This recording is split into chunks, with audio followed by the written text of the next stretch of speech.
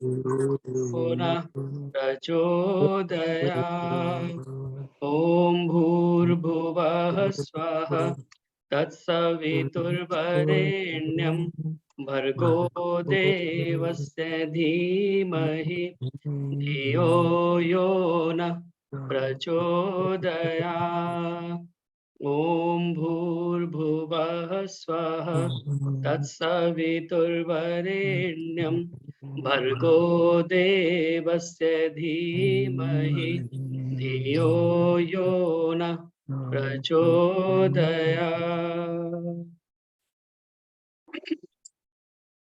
तूने हमें उत्पन्न किया, पालन कर रहा है तू, तुझसे ही पाते प्राण, दुखियों के कष्ट हरता है तू। तेरा महान तेज है, छाया हुआ सभी स्थान, सृष्टि की वस्तु वस्तु में हो रहा है विद्यमान। तेरा ही धरते ध्यान, मांगते तेरी दया। ईश्वर हमारी बुद्धि को श्रेष्ठ मार्ग पर चला। ओम भूर्भुवः स्वः तत्सवितुर्वरेण्यं भर्गो देवस्य धीमहि धियो यो न प्रचोदयात्। ओम। सभी को नमस्ते। आप सभी का स्वागत आर्य केंद्रीय सभा नगर निगम क्षेत्र फरीदाबाद के तत्वावधान में आयोजित इस साप्ताहिक ऑनलाइन सत्संग में, जो कि प्रत्येक शुक्रवार शाम 4 बजे से 5:30 बजे तक ऑनलाइन जूम के माध्यम से आयोजित होता है। और आप सभी लोग इस कार्यक्रम के साथ में जुड़े हुए हैं। विगत लगभग 3 वर्षों से यह कार्यक्रम इसी प्रकार आप सभी के आशीर्वाद सहयोग से निरंतर प्रगति को प्राप्त हो रहा है। आइए आज के इस कार्यक्रम में भजनों की श्रृंखला को प्रारंभ करें और उसके पश्चात आज आदरणीय मुकेश शास्त्री जी का भजनोपदेश हमें सुनने के लिए मिलेगा। पिछली बार किसी कारणवश वो ज्वाइन नहीं कर पाए थे, तो आज उनका भजनोपदेश हम सुनेंगे। तो भजनों की श्रृंखला में सर्वप्रथम मेरी प्रार्थना आदरणीय आशा आर्य जी से कृपया आएं और एक ईश्वर भक्ति के भजन के साथ आज के कार्यक्रम को प्रारंभ कराएं, और उसके बाद सरला गुप्ता माताजी पलवल से आप तैयार रहेंगे।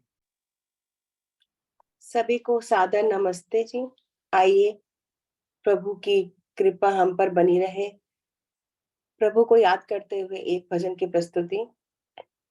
हे नाथ मेरे मन के, मन मेरा सुमन कर दो।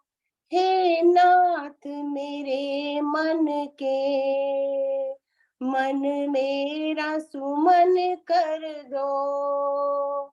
इस तन को अमावस के पूनम की किरण कर दो। हे नाथ मेरे मन के, मन मेरा सुमन कर दो। जन जन के नयनों देखो मैं झलक तेरी, जन जन के नैनों में झलक तेरी। सांसों की सरगम में सुन पाऊं ललक तेरी। मंदिर में मेरे आकर मेरे भाव सजल कर दो। हे नाथ मेरे मन के, मन मेरा सुमन कर दो। क्या जग ने दिया मुझको, सपने ही दिखाए हैं। क्या जग ने दिया मुझको सपने ही दिखाए हैं, कितनों ने मेरे मन में कांटे बिछाए हैं। अब तुम मुझे अपना कर मेरा जीवन सफल कर दो। हे नाथ मेरे मन के, मन मेरा सुमन कर दो। जिसे पाके अमरता में दुख में भी नहीं मरती, जिसे पाके अमरता में दुख में भी नहीं मरती, उस प्यार की बूंदों के प्यासी है मेरी धरती। बरसों मेरे आंगन में मुझे आज सरस कर दो। हे नाथ मेरे मन के, मन मेरा सुमन कर दो। हूँ सत्य सखा तेरा, तेरा ही रहूंगा मैं। हूँ सत्य सखा तेरा, तेरा ही रहूंगा मैं। कोई सुख न मिले फिर भी कुछ भी रहूंगा मैं, बस साथ मेरा देकर विश्वास अचल कर दो। हे नाथ मेरे मन के, मन मेरा सुमन कर दो। इस तन को अमावस के पूनम की किरण कर दो। हे नाथ मेरे मन के, हे नाथ मेरे मन के, हे नाथ मेरे मन के, मन मेरा सुमन कर दो। बहुत बहुत धन्यवाद समय देने बहुत के लिए। सुंदर भजन आशा जी, बहुत सुंदर। बहुत बहुत धन्यवाद आशा जी, बहुत सुंदर ईश्वर भक्ति के गीत के साथ आपने कार्यक्रम को प्रारंभ किया। हे नाथ मेरे मन के, मेरे मन को सुमन कर दो। और वास्तव में जो हमारा मन सुमन हो जाए तो यह सारा संसार हमारे लिए स्वर्ग जैसा बन जाए, और हम सभी का मन सुमन हो जाए तो कितना अच्छी बात हो। परमपिता परमात्मा से इसी प्रकार की सुंदर प्रार्थनाएं हमें करनी चाहिए, क्योंकि भौतिक पदार्थों की प्रार्थना करना निरर्थक है। भौतिक पदार्थ आज हमारे पास हैं, कल नहीं है। लेकिन वास्तव में सच्ची प्रार्थना यही है कि मेरे मन को सुमन कर दो, मुझे मेधा बुद्धि प्रदान करो, मेरे अंदर भक्ति और विश्वास हो। भगवान मुझे वो दिल दे कि जिसमें प्यार तेरा हो। भगवान मुझे वो दिल दे कि जिसमें प्यार तेरा हो। जुबां वो दे कि जिसमें हर समय इजहार तेरा हो। मुझे देना सदा संगत तो देना अपने प्यारों की, कि जिनको हर समय विश्वास और एतबार तेरा हो, कि जिनको हर समय विश्वास और एतबार तेरा हो। परमपिता परमात्मा से इसी प्रकार की सुंदर प्रार्थनाएं हम किया करें। बहुत सुंदर प्रार्थना के साथ आपने आज के कार्यक्रम को प्रारंभ किया। बहुत बहुत धन्यवाद आदरणीय आचार्य जी। मेरी प्रार्थना, माता सरला गुप्ता जी पलवल से हमारे मध्य उपस्थित हैं। कृपया एक भजन आदरणीय माता सरला गुप्ता जी, और इसके बाद में माता राजलौत्रा जी कृपया तैयार हैं।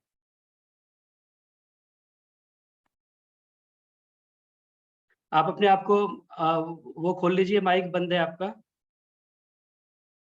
बीच में डिस्टरबेंस आ रही थी इसलिए मुझे बंद करना पड़ा। माइक ऑन कर लीजिए एक बार। हाँ अब ठीक है। हाँ जी। हाँ हालत हुई क्या हमारी, जानते हुए भी नहीं मानते। ओ हालत हुई क्या हमारी, जानते हुए भी नहीं मानते। सुनते हैं उपदेश रात दिन खूब समझ में आवे। सुनते हैं उपदेश रात दिन खूब समझ में आवे। फिर भी छोड़े नहीं बुराई कौन तुम्हें समझावे आवे। समझना हमारी जानते हुए भी नहीं मानते। ओ हालत हुई क्या तुम्हारी जानते हुए भी नहीं मानते। हाँ हालत हुई क्या हमारी जानते हुए भी नहीं मानते। तुम्हें जगाने दयानंद ने विष के प्याले पिए। तुम्हें जगाने दयानंद ने विष के प्याले पिए। सोए रहे थे भारतवासी फिर से जगाए दिए किए उपदेश जारी जानते हुए भी नहीं मानते। ओ हालत हुई क्या तुम्हारी जानते हुए भी नहीं मानते। हाँ हालत हुई क्या तुम्हारी जानते हुए भी नहीं मानते। सृष्टि का करता वो ईश्वर उसकी भक्ति कर लो। सृष्टि का करता वो ईश्वर उसकी भक्ति कर लो। अंधकार अज्ञान मिटाकर ज्ञान हृदय में भर लो तर लो करके तैयारी जानते हुए भी नहीं मानते। ओ हालत हुई क्या तुम्हारी जानते हुए भी नहीं मानते। हाँ हालत हुई क्या तुम्हारी जानते हुए भी नहीं। एक प्रभु की पूजा में तुम लगा सके ना मन को। एक प्रभु की सेवा में तुम लगा सके ना मन को। मृग की भांति भटकते डोलो लुटा रहे हो धन को। मृग की भांति भटकते डोलो लुटा रहे हो धन को तन को लगा ली बीमारी जानते हुए भी नहीं मानते। हाँ तन को लगा ली बीमारी जानते हुए भी नहीं मानते। हाँ हालत हुई क्या तुम्हारी जानते हुए भी नहीं मानते। पाप दूर ना होंगे चाहे कितने तीरथ जाना। पाप दूर ना होंगे चाहे कितने तीरथ जाना। जैसा होगा कर्म वही तो निश्चय पड़े चुकाना। मानो बात ये हमारी जानते हुए भी नहीं मानते। ओ हालत हुई क्या तुम्हारी जानते हुए भी नहीं मानते। हाँ हालत हुई क्या तुम्हारी जानते हुए भी नहीं मानते। प्राण प्रतिष्ठा करने पर भी मूर्ति हिले न डोले। प्राण प्रतिष्ठा करने पर भी मूर्ति हिले न डोले। शंख और घड़ियाल बजाते एक शब्द ना बोले। शंख और घड़ियाल बजाते एक शब्द ना बोले। खोले आंख ना पुजारी जानते हुए भी नहीं मानते। हाँ हालत हुई क्या तुम्हारी जानते हुए भी नहीं मानते।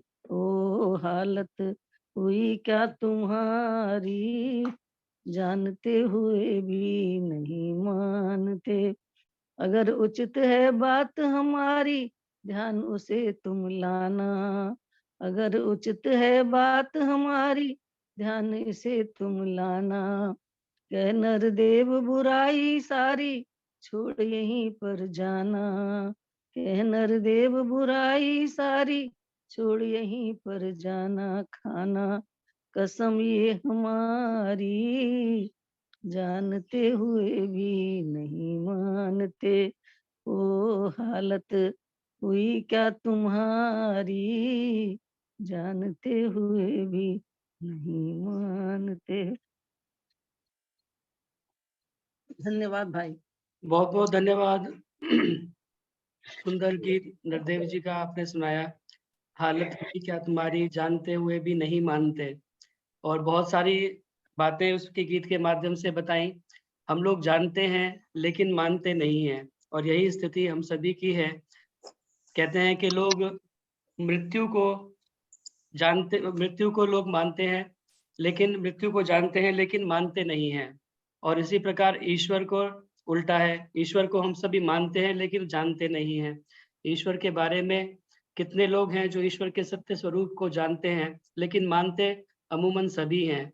तो इसी प्रकार नरदेव जी ने सुंदर प्रेरणा आपने जो गीत सुनाया उसके माध्यम से दी कि हम जो भी जानते हैं उसे मानने का प्रयास करें। हम बहुत सारी बातों को जानते हैं, ज्ञान हम सभी के अंदर बहुत सारा भरा हुआ है, लेकिन मानने का मतलब है कि उसे हम आचरण के अंदर लेकर के आए। नहीं, अगर आचरण में हम नहीं लाते और बहुत सारी बातों को जानते हैं, विद्वान बने हुए हैं, तो हमारा वैसी ही स्थिति होगी जैसा कहते हैं शास्त्रकार, यथा खरस चंदन भार वाही, भारस्य वेत्ता न तु चंदनस्य। कहते हैं कि गधे के ऊपर अगर चंदन का बोझ रखा हो तो उसके लिए तो वो बोझ ही है, वो नहीं जानता कि चंदन की लकड़ी कितनी कीमती होती है। उसी प्रकार हमारी स्थिति हो जाती है कि हम दुनिया भर का पुस्तकों का बोझ अपने ऊपर लेकर के चलें, अपने दिमाग के अंदर भर के, लेकिन उन्हें हम प्रयोग में ना लाएं, उसे आचरण के अंदर ना लेकर के आएँ, तो वैसी स्थिति हो जाती है। तो बहुत सुंदर भजन आपने, प्रेरणात्मक गीत आपने सुनाया नरदेव जी का, बहुत-बहुत धन्यवाद। आइए अब मेरी प्रार्थना आदरणीय माता राज लूथरा जी से, कृपया आएँ और एक गीत आदरणीय माता राज लूथरा जी, और उससे पूर्व एक बार पुनः आप सभी का स्वागत और धन्यवाद, जो भी इस कार्यक्रम के साथ में जुड़े हैं और निरंतर जुड़ते रहते हैं। आदरणीय सुमित्रा गुप्ता जी आज पहली बार हमारे साथ में जुड़ी हैं, बहुत-बहुत स्वागत। आदरणीय माता प्रेम सब्रवाल जी, माता राज लूथरा जी, शिखी चानना जी, शशि सिंघल जी, सुभाष गेरा जी, शशि कोहली जी थाईलैंड से, उषा सूद जी वैदिक मोहन आश्रम से, माता सुषमा यति जी, सविता जी कानपुर से, प्रेम ढींगड़ा जी, मनोज कुमार जी चेन्नई से, साधना मित्तल जी, रजनी गुप्ता जी, माता राज गुप्ता जी पलवल से, कृष्णा ग्रोवर जी, प्रोफेसर जेसी आर्य जी बेंगलोर से हमारे मध्य में जुड़े हुए हैं। आप सभी का जो भी इस कार्यक्रम के साथ में जुड़े हैं और जुड़ते रहते हैं, बहुत-बहुत स्वागत, बहुत-बहुत धन्यवाद कार्यक्रम के साथ जुड़ने नमस्कार के जी। लिए। नमस्कार जी। भाई नमस्कार। नमस्ते, नमस्ते सुमित्रा नमस्कार। गुप्ता जी, नमस्ते। मेरी प्रार्थना आदरणीय माता राज लूथरा जी से, मुझे लग रहा है माता राज गुप्ता जी ऐसा समझ रही हैं कि उनको बोलना सबको है? नहीं। सबको मेरी सादर नमस्ते। आवाज आ रही है ना मेरी? हाँ जी। प्रभु भक्ति का ही एक भजन, ये लाज गुप्ता आ रही है सामने। नहीं, आप बोलिए राज लूथरा माता जी। प्रभु भक्ति का ही एक भजन प्रस्तुत कर रही हूँ। जी। कभी अपने ही मन से कह रहा है क्या, आप सुनिए मेरे इस भजन में। जिया कब तक उलझेगा संसार विकल्पों में, जिया कब तक उलझेगा संसार विकल्पों में।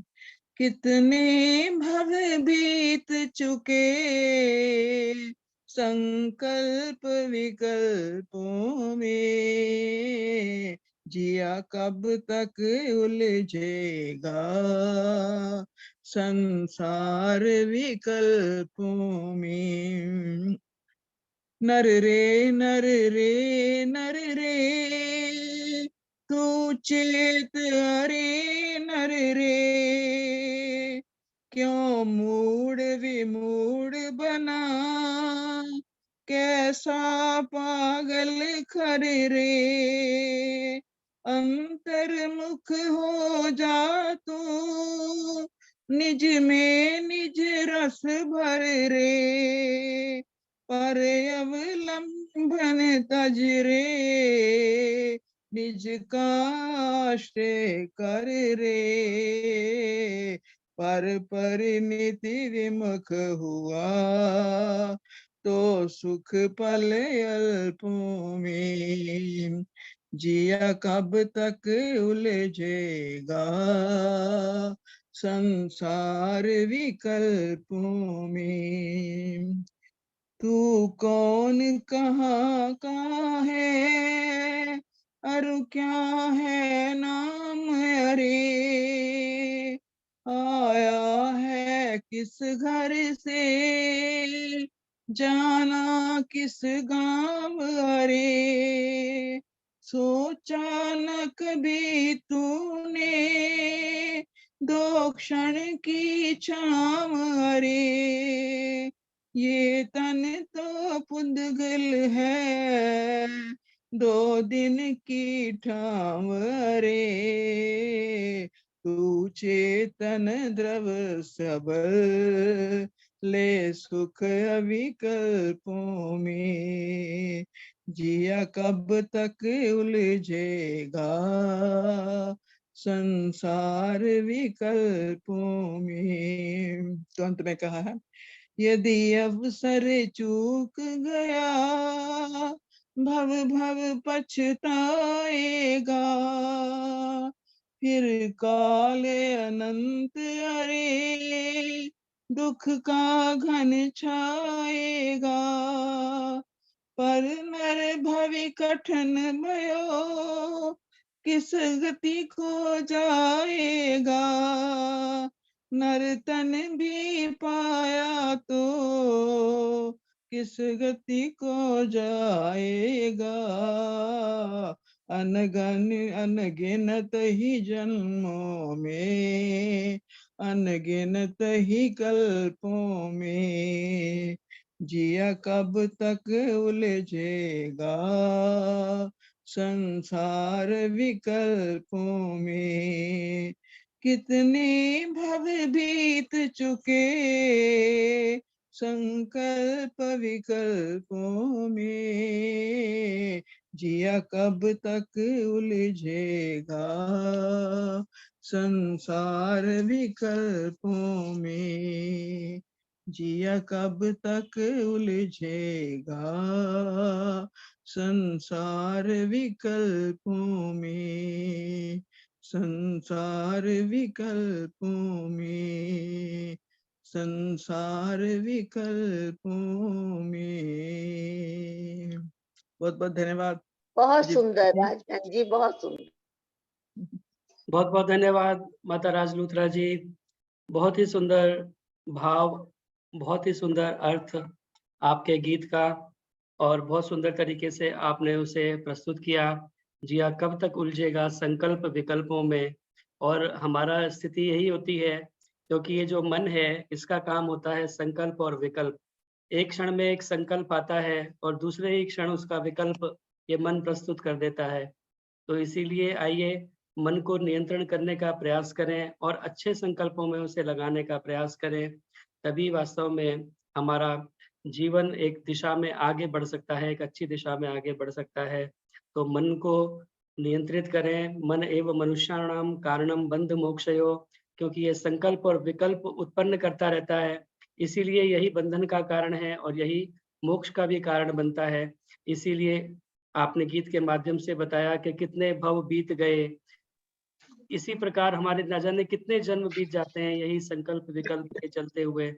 यही मन की गति जो है हमारी एक उत्तम आगे दिशा में नहीं बढ़ पाती।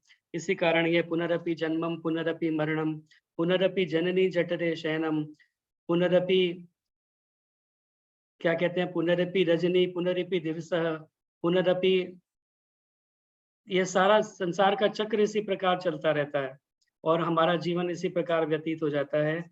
तो आइए इस मन को उत्तम कार्यों में लगाएं, इस मन को अच्छे संकल्पों में हम हमेशा लगाने का प्रयास करें।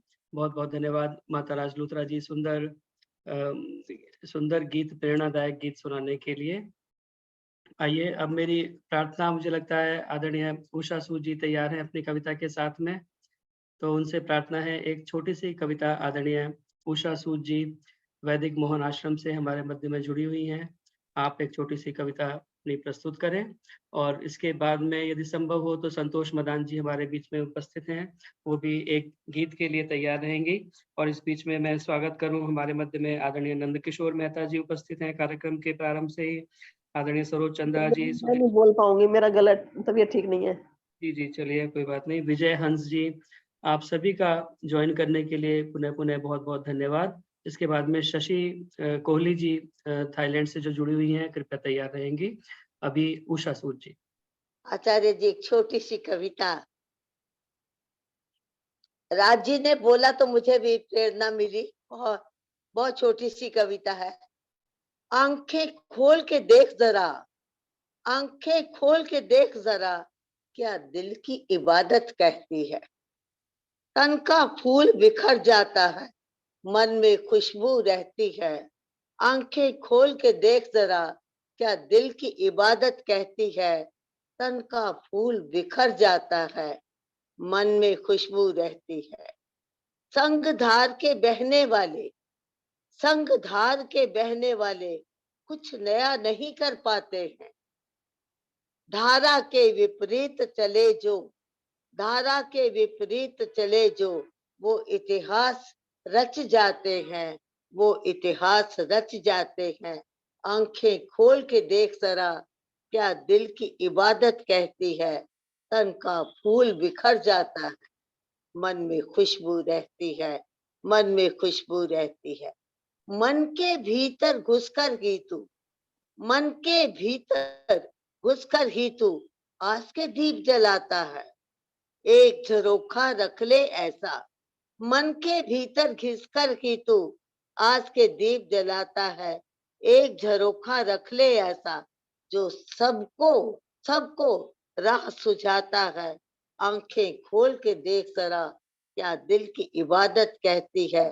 तन का फूल बिखर जाता है, मन में खुशबू रहती है। कुछ अनदेखे पहलू हैं तेरे, कुछ अनदेखे पहलू है तेरे, कुछ अनसूझी तेरी बत्तियां हैं, अनसूझी तेरी बत्तियां हैं। जब तक तन है, जब तक तन है तब तक मन है। बस इतना सा ही नाता है, बस इतना सा ही नाता है। आंखें खोल के देख जरा, क्या दिल की इबादत कहती है। तन का फूल बिखर जाता है, मन में खुशबू रहती है। जो देता है तुझको सपने, जो देता है तुझको सपने, वो तो एक चितेरा है। जो देता है तुझको सपने, वो तो एक चितेरा है।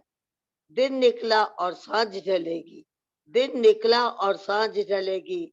और सांझ के बाद सवेरा है, और सांझ के बाद सवेरा है।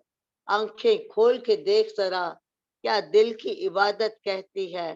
तन का फूल बिखर जाता है, मन में खुशबू रहती है। अंतिम पंक्तियां, जो मिला नहीं तो गिला क्या, जो मिला नहीं तो गिला क्या, जो गुजर गया सो गुजर गया। जो मिला नहीं तो गिला क्या, जो गुजर गया सो गुजर गया। जो भी बचा वो ही तेरा है, बस उतना ही काफी है। जो भी बचा वो ही तेरा है, बस उतना ही काफी है। आंखें खोल के देख जरा, क्या दिल की इबादत कहती है। तन का फूल बिखर जाता है, तन का फूल बिखर जाता है, मन में खुशबू रहती है, मन में खुशबू रहती है। आपने समय दिया, आपका धन्यवाद। ओ बहुत बहुत धन्यवाद आदरणीय उषा सूद जी, बहुत सुंदर और बहुत ही संक्षेप में आपने काफी सारे भावों को कविता के माध्यम से पिरोया। मन का तन का फूल बिखर जाता है, मन की खुशबू रहती है। तो यह मन वास्तव में बहुत ही एक पावरफुल एक टूल हमें परमपिता परमात्मा ने दिया है, बहुत ही शक्तिशाली एक अस्त्र, जिसको हम सही तरह से प्रयोग करें तो वास्तव में यह, जैसा कि अभी पिछले गीत का प्रसंग चल रहा था उसी में जोड़ते हुए आपने अपनी कविता रखी, मन एवं मनुष्याणाम कारणम बंध मोक्षयो, यही बंधन और मोक्ष का कारण बन जाता है। संकल्प विकल्प के द्वारा हमारे जो है ये हमारी वृत्तियों को इधर-उधर लेकर के जाता है। तो आइए मन को हम सही दिशा में लगाएँ और मन को अपने नियंत्रित करें तो वास्तव में हमारा जीवन सफल हो सकता है। और बहुत सुंदर प्रकाश जी ने पंक्तियाँ लिखी हैं। मन सा न जग में प्रकाश कोई सच्चा मित्र, मन सा न और कोई शत्रु हुड़दंगा है। मन सा न जग में प्रकाश कोई सच्चा मित्र, मन सा न और कोई शत्रु हुड़दंगा है। मन ही से रीत प्रीत, मन ही से शांति गीत, मन ही से कलह कपट द्वेष दंगा है। मन ही मिलाता ईश, मन ही दिलाता मुक्ति, मन ही तो डालता सुकर्म में अड़ंगा है। मन है मरीज तो लजीज कोई चीज नहीं, मन यदि चंगा तो कटौती में ही गंगा है। मन यदि चंगा तो कटौती में ही गंगा है। इसीलिए आइए इस मन को हम सही दिशा में लेकर के जाएं और जो हमें एक बहुत ही शक्तिशाली एक परमपिता परमात्मा की ओर से दिव्य अस्त्र प्राप्त हुआ है, उसे हम सही तरीके से चलाएं तो हमारा जीवन सार्थक हो, सफल हो। बहुत-बहुत धन्यवाद सुंदर कविता सुनाने के लिए आदरणीय आशा सूद जी। अब मेरी प्रार्थना शशि कोहली जी हमारे मध्य उपस्थित हैं। आपने थाईलैंड से ज्वाइन किया हुआ है, कृपया एक गीत आप रखेंगे शशि कोहली जी, और उसके बाद में सुषमा यति माता जी कृपया तैयार रहेंगे। मैं अभी भजन एक प्रस्तुत करने जा रही हूँ। प्रभु तेरे चरणों में हम सब आए, आकर तेरे चरणों में शीश झुकाए। प्रभु तेरे चरणों में हम सब आए, प्रभु तू ही सबका है एक आधार, सबको है मिलता तेरा सहारा। सुख हो जा दुख सभी कभी न घबराए, प्रभु तेरे चरणों में हम सब आए। अरे गुलशन में है तेरी सुगंधी, तू व्यापक है हम हैं बंदी। आए शरण में जो जो मुक्ति को पाए, प्रभु तेरे चरणों में हम सब आए। ऐसा होवे प्रभु जी कृपा तुम्हारी, तुझसे ही होवे लगन हमारी। राग शोक सब दूर हो जाए, प्रभु तेरे चरणों में हम सब आए।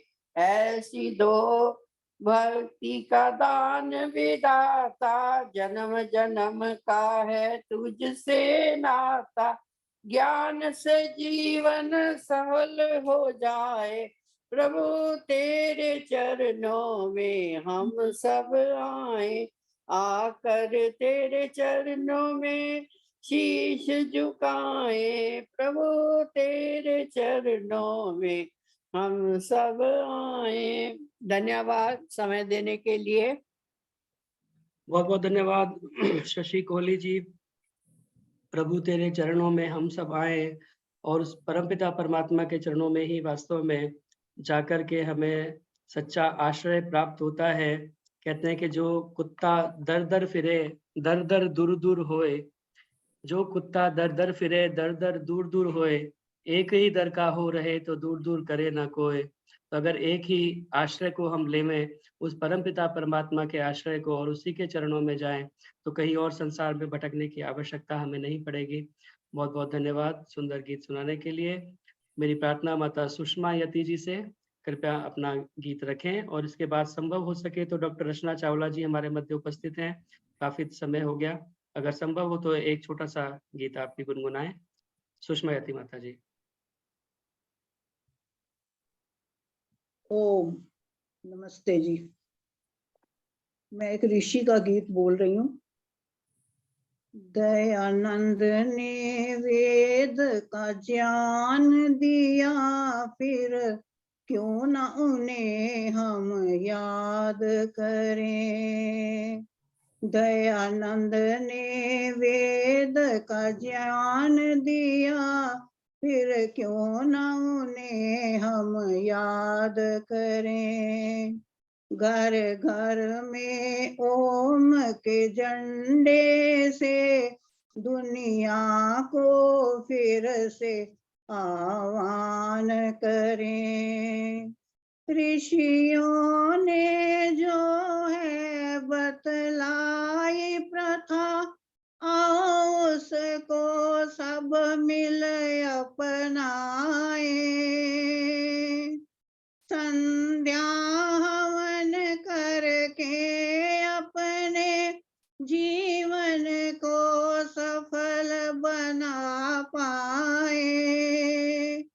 व्यर्थ कामों में पर कर जीवन को हम यूं ही ना बर्बाद करें। दयानंद ने वेद का ज्ञान दिया, फिर क्यों न उन्हें हम याद करें। सबसे पहले हम स्वस्थ बने, फिर वेद का हम प्रचार करें। दुनिया को आर्य बनाए हम, आओ उस पर मिल के विचार करें।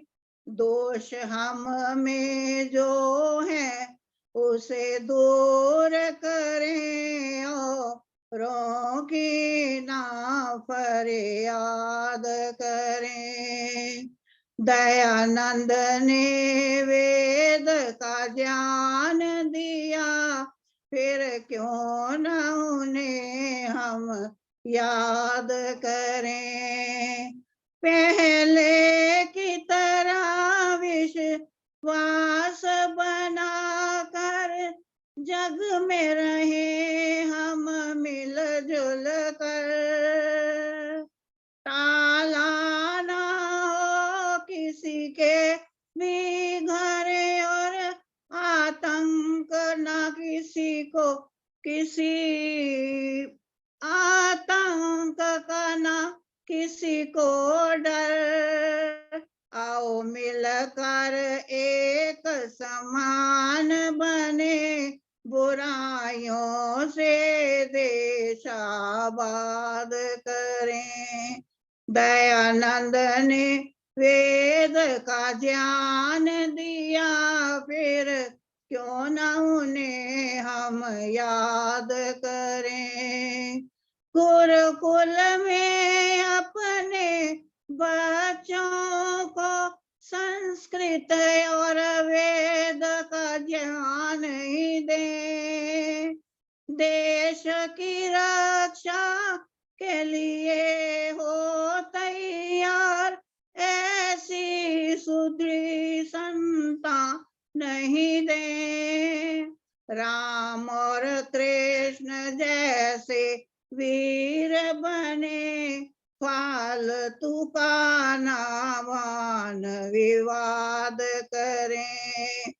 राम और कृष्ण जैसे वीर बने, फालतू का ना वाद विवाद करें। दयानंद ने वेद का ज्ञान दिया, फिर क्यों न उन्हें हम याद करें।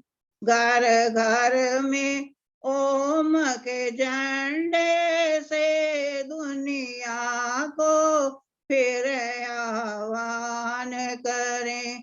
दयानंद ने वेद का ज्ञान दिया, फिर क्यों न उन्हें हम याद करें। फिर क्यों न उन्हें हम याद करें। स्वामी दयानंद जी की जय। आपका बहुत बहुत धन्यवाद समय देने का जितेंद्र बहुत जी। बहुत धन्यवाद माता सुषमा यति जी, बहुत ही सुंदर। दयानंद को आपने याद किया और बिना दयानंद को याद किए आर्य समाज का कार्यक्रम भी अधूरा रहता है। और आज के कार्यक्रम में आपने स्वामी दयानंद का गीत सुनाया, बहुत बहुत धन्यवाद। क्यों ना उस ऋषि को हम याद करें जिसने अपना पूरा जीवन हमारे उद्धार के लिए, हमारे उपकार के लिए, मानवता के लिए लगा दिया। तो निश्चित ही उस ऋषि को हमें याद करना चाहिए, नहीं तो हम कृतज्ञ हो जाएंगे। कहते हैं जाने किस ओर से लाकर हमें इस ओर किया, एक दयानंद ने ईश्वर से हमें जोड़ दिया। जिस ऋषि के लिए कहते थे हार जाएगा, उस दयानंद ने सागर के रुख को मोड़ दिया। इससे बढ़कर किसी में और दया क्या होगी, अपने कातिल को भी देकर के दुआ छोड़ दिया। ज्ञान की सीता को ब्याने के वास्ते उसने भरी महफिल में अधर्मों का धनुष तोड़ दिया।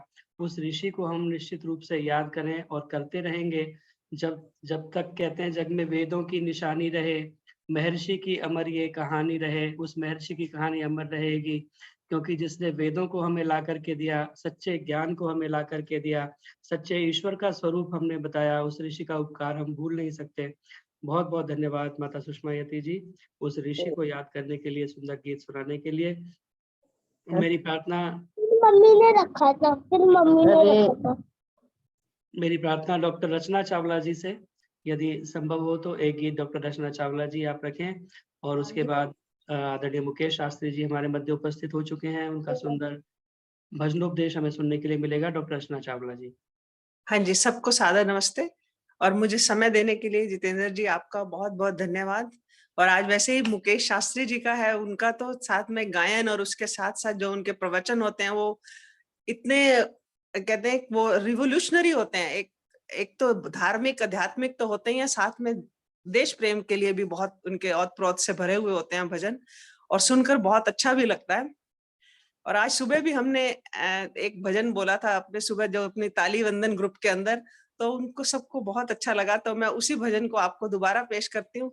और अभी जैसे आप अभी जितेंद्र जी ने भी कहा और सबने कहा कि लगातार हमें ज्ञान और संस्कारों से भरते रहे हमारे ऋषि दयानंद जी, तो मैं हमेशा यही बोलती हूँ कि हम सब यहाँ इकट्ठे हुए हैं, हमारे आने का कुछ ना कुछ हमें क्या लाभ मिलेगा, कुछ ना कुछ उसका फायदा होना चाहिए। हम अपने आप को तो कुछ ना कुछ संस्कृत कर ही रहे हैं, हमें यही अच्छा है कि हम अपनी इसी संस्कृति को, इसी संस्कारों को अपने बच्चों के अंदर अगर लेकर जाएं। और अक्सर जब मैं कभी भी इस तरह से बैठे हुए डिस्कशन करती हूँ तो अक्सर मुझे एक ऐसी सी झलक महसूस होती है कि सब कहते हैं नहीं बच्चे मानते नहीं है, आजकल कुछ भी होता है, लेकिन मेरी मानना ऐसा नहीं है। मैं कहती हूँ अगर आप बच्चों को वही बात बार बार बोलोगे, उनके ऊपर कुछ ना कुछ असर जरूर पड़ता है। आज जब यही सारी बातें मैं जब अपने बच्चों के साथ कर रही थी और उनको बहुत सारी बातें बता रही थी, तो मुझे जवाब क्या मिलता है, मुझे मिलता है मम्मी कहने से कुछ नहीं होगा, करने से होगा। तो मेरा मन इतना खुश हो गया, मैं कि मुझे यही चाहिए बेटा, मेरे को आपके सुनाने से बार बार बताने से यही मतलब है कि जब आप इन चीजों पर अमल करोगे और हमें तो अपने आप ही अच्छा लगेगा, क्योंकि जो एक बार बार कहते हैं टीचर हमेशा जो होता है वो स्टूडेंट से ज्यादा अर्न करता है, क्योंकि वो बार बार उस चीज को पढ़ाता है, बार बार बताता है। और जो लोग इस तरह से बार बार वक्तव्य करते हैं, बार बार बताते हैं, डेफिनेटली उनके जब आचरण में, विचार में कुछ ना कुछ हमेशा फर्क पड़ता रहता है, जब वो बातें उनके कॉमन व्यवहार में, डेली रूटीन में आती हैं। तो मैं यही बोलूंगी सारी मम्मियों को, माताओं को, कि अपने बच्चों को अगर आप बार बार उन बातों का संस्कार दोगे, वो आएंगे नहीं यहाँ पे, किसी ना किसी आपके आचार विचार पर चलेंगे और किसी ना किसी दिन आज इस प्लेटफॉर्म पर भी आकर वो जरूर बोलेंगे। तो आज मुझे जैसे, हालांकि मेरा बच्चा किसका है मैं उसकी तारीफ नहीं कर रही हूँ, वो इलेक्ट्रिकल व्हीकल्स की उसके अंदर है, कहता है मम्मी मैं क्या बोलूं, मैंने कहा तू किस पे बोल सकता है, कहता है मैं एनवायरनमेंट पे बोल सकता हूँ। मैं कहता तो बस ठीक है, आप अपने कम से कम आपको बातों का असर तो हो रहा है कि आप अपने राष्ट्र के फायदे के लिए अपने इलेक्ट्रिकल व्हीकल्स को वातावरण की उन्नति के लिए जोड़ रहे हैं। तो किसी ना किसी तरह से, उसी तरह से धीरे धीरे उनको अध्यात्म के राह पे भी हमें लाना चाहिए, और वो जरूर आते हैं जब हम उनको बार बार वही बातें करते हैं। बिल्कुल मेरा आप सभी से यही अनुरोध है कि बच्चों को आप ये मत समझिए कि वो समझेंगे नहीं, वो जरूर समझेंगे जब आप, लेकिन माता को कभी पीछे नहीं हटना चाहिए, रुकना नहीं चाहिए कि वो नहीं मानेगा। एक बार दुत्कारेगा, 2 बार दुत्कारेगा, फिर आप माँ ही किस चीज की हो। माँ को तो आदत होती है कि बच्चों की हर बात सहन करने की, इस चीज को भी वो कभी ना कभी एक्सेप्ट करने लग जाएंगे। धन्यवाद। मेरी बात को बस मेरे मन में आ रहा था तो मैंने ये बात आप सबके बीच में रख दिया। और एक अब छोटा सा भजन। बात समझ में आई अब हमारी, झूठी है सारी दुनियादारी। बात समझ में आई अब हमारी, झूठी है सारी दुनियादारी। और न लो अब परीक्षा हमारी, आए शरण अब प्रभु हम तुम्हारी। मैं मेरा का भरम अब है टूटा, समय ने किया सब रिश्ता ये झूठा। मैं मेरा के भरम अब है टूटा, समय ने किया सब रिश्ता ये झूठा। मोह माया में मती गई मारी, आए शरण अब प्रभु हम तुम्हारी। बात समझ में आई अब हमारी, झूठी है सारी दुनियादारी। इन पे भरोसा करके समझा था अपना, टूटा भरम सारा मिथ्या का सपना। इन पे भरोसा करके समझा था अपना, टूटा भरम सारा मिथ्या का सपना। मतलब की थी सबकी यारी, आए शरण अब प्रभु हम तुम्हारी। बात समझ में आई अब हमारी, झूठी है सारी दुनियादारी। चंचल मन ने बहुत नचाया, धन ही कमाने का लक्ष्य बनाया। चंचल मन ने बहुत नचाया, धन ही कमाने का लक्ष्य बनाया। चैन गई उड़ी नींद भी सारी, आए शरण अब प्रभु हम तुम्हारी। बात समझ में आई अब हमारी, झूठी है सारी दुनियादारी। अंतिम आशा भरोसा तिहारा, थक गई हूँ चाहूं और से हारी। ओम ओम ओम प्रभु ओम ओम ओम। अंतिम आशा भरोसा तिहारा, थक गई हूँ प्रभु चाहूं और से हारी। दृष्टि दया की करो मंगलकारी, आए शरण अब प्रभु हम तुम्हारी। बात समझ में आई अब हमारी, झूठी है सारी दुनियादारी, और न लो अब परीक्षा हमारी, आए शरण अब प्रभु हम तिहारी। धन्यवाद, धन्यवाद। थैंक यू सो मच मुझे समय देने के लिए। बहुत बहुत धन्यवाद डॉक्टर रचना चावला जी, बहुत सुंदर सुनाया। झूठी है जग की दुनिया सारी, और अंत में फिर परमपिता परमात्मा की शरण में हमें आना होता है। जब सारे संसार से हम देख लेते हैं, सबको एक प्रकार से परख लेते हैं, तब हमें पता चलता है कि वास्तव में जो सच्चा सुख है वो परमपिता परमात्मा की शरण में आकर के हमें प्राप्त होगा। जब दुख से मन घबरा जाए, चहुँ ओर अंधेरा छा जाए, जब एक किरण भी आशा की आए ना तुझे नजर, प्रार्थना कर, प्रार्थना कर, प्रार्थना कर। झोली सुख से वह भर देगा, झोली सुख से भर देगा वह, कष्ट तेरे हर लेगा वह। जब कोई तुझसे मुंह मोड़े, तू कर ले प्रभु की ओर नजर, प्रार्थना कर, प्रार्थना कर, प्रार्थना कर। उस परम पिता परमात्मा से प्रार्थना कर, क्योंकि वही वास्तव में सुनने वाला है। संसार के लोग जिनसे हम प्रार्थना करें, कुछ याचना करें, हो सकता है कि कुछ हमारी मदद कर पाएं, लेकिन हो सकता है कि वो हमारा उपहास उड़ाएं। लेकिन परमपिता परमात्मा के पास जाने से कोई किसी प्रकार का हमें अपमान का भाव कभी भी महसूस नहीं होता, क्योंकि कहा जाता है कि मांगना है तो मांग खुदा से ए अकबर, मांगना है तो मांग खुदा से ए अकबर। ये वो दर है जहां आबरू नहीं जाती, जिसके दर पे मांगने से कभी आबरू जाती नहीं, बल्कि हमारा आत्मविश्वास, हमारा सम्मान और बढ़ जाता है। बहुत सुंदर प्रार्थना के भाव आपने गीत के माध्यम से बोले, बहुत बहुत धन्यवाद।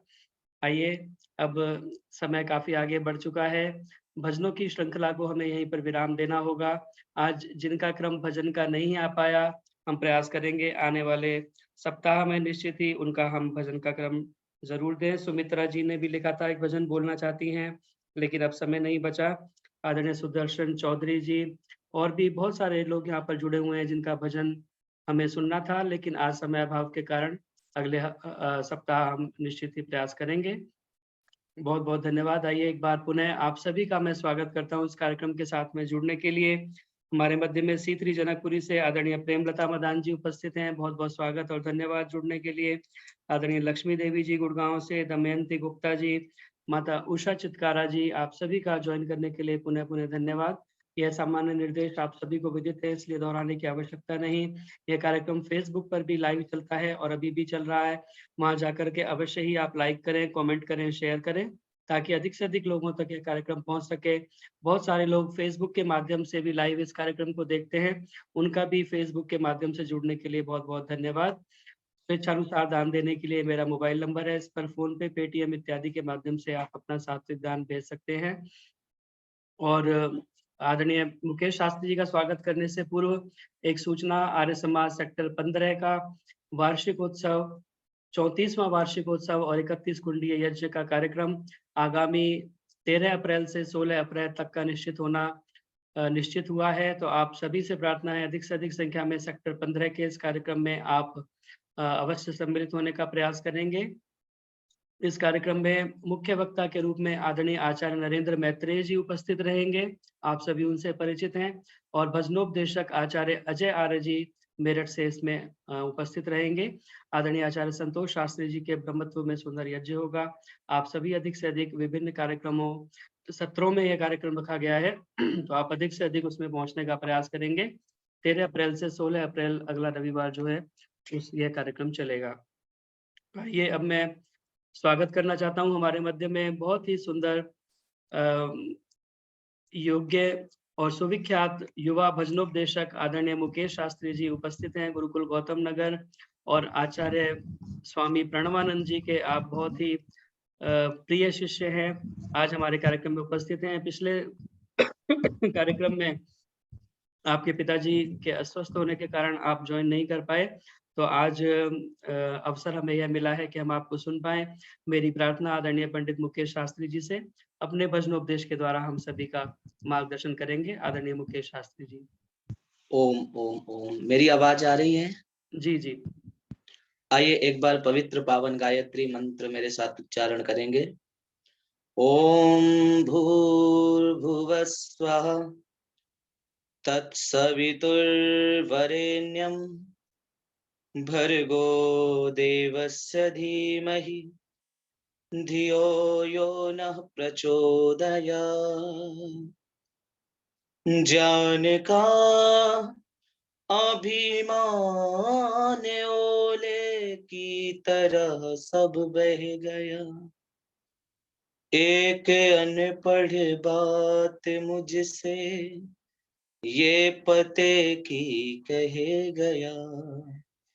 हो गई है साझ तुझको ए पथिक इस बाग में, खा सका न आम वस्तु पेड़ गिनता रह गया। खा सका न आम वस्तु पेड़ गिनता रह गया। ओम शांति शांति शांति। केंद्रीय सभा के माननीय यशस्वी हमारे कर्मठ मंत्री जी, जो कि आप सभी जानते हैं, हमारे सम्माननीय सरल जी, और मेरे से पूर्व आप लोगों ने बड़े सुंदर भजनों के क्रमों को सुना। सम्मानित सभी मातृशक्ति, उपस्थित धर्म प्रेमी सज्जनों, आइए इस गीत को मेरे साथ सभी श्रवण करेंगे।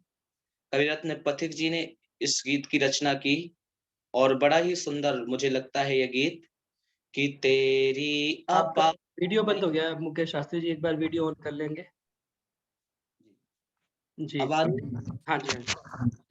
कि तेरी अपार महिमा कैसे बयान होवे, तेरी अपार महिमा कैसे बयान होवे, कुछ बोलने से पहले गूंगी जबान होवे, तेरी अपार महिमा कैसे बयान होवे, कुछ बोलने से पहले गूंगी जवान होवे, तेरी अपार महिमा।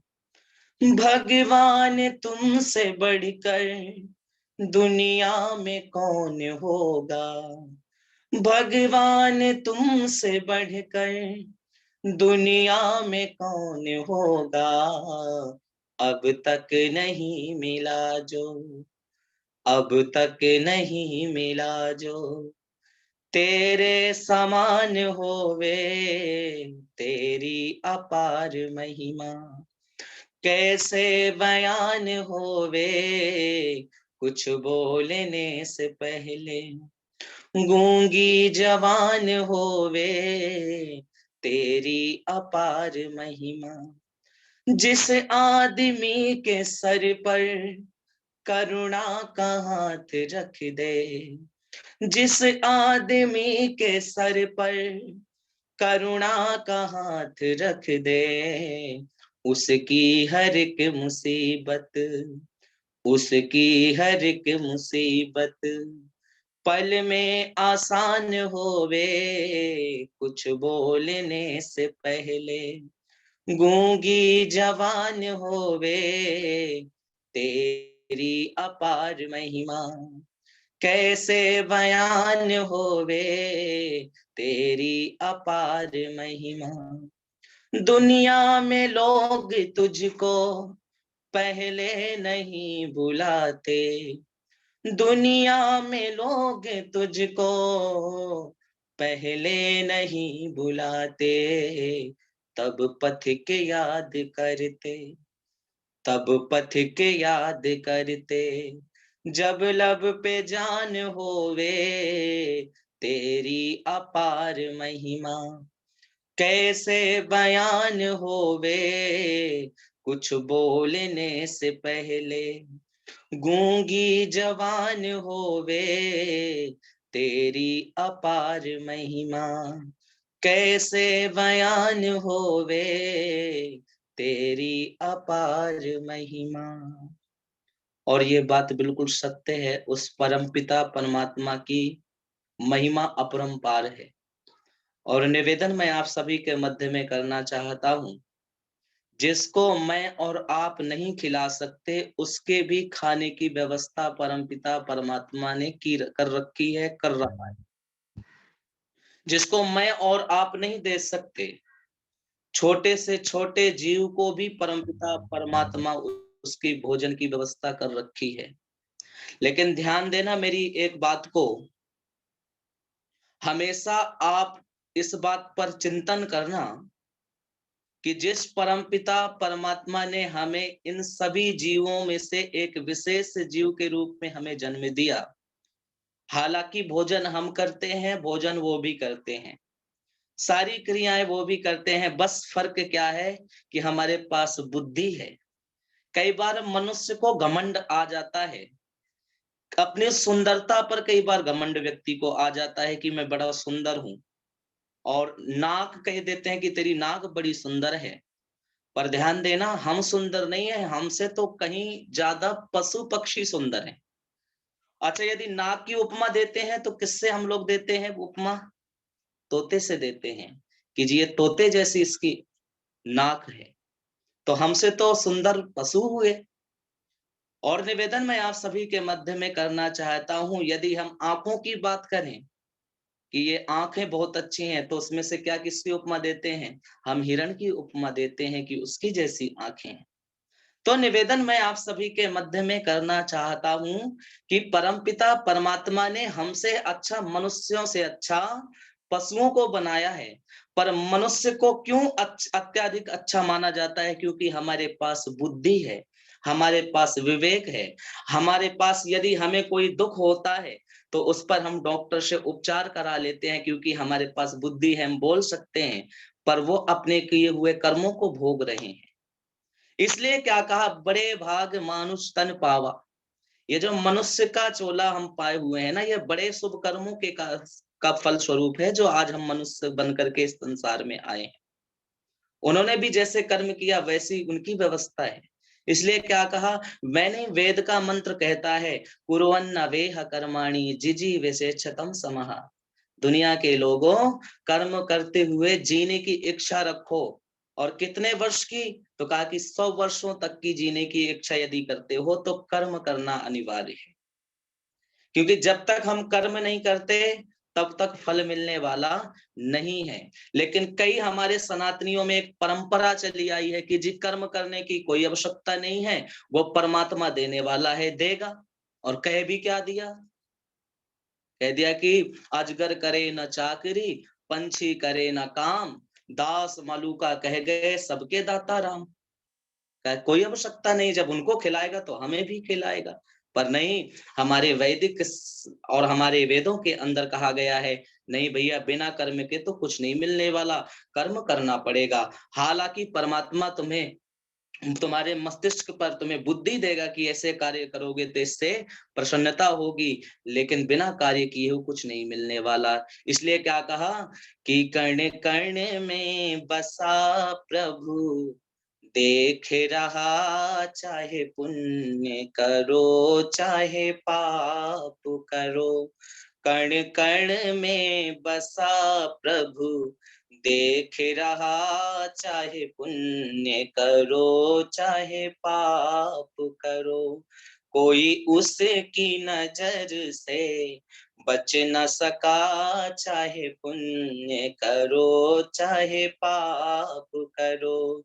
कोई उसकी नजर से बच न सका, चाहे पुण्य करो चाहे पाप करो। यह जगत रचा है ईश्वर ने, जीवों के कर्म करने के लिए। यह जगत रचा है ईश्वर ने जीवों के कर्म करने के लिए कुछ कर्म नए करने के लिए पहले जो किए भरने के लिए यह आवागमन का चक्र चला, चाहे पुण्य करो चाहे पाप करो, कण कण में बसा प्रभु देख रहा, चाहे पुण्य करो चाहे पाप करो।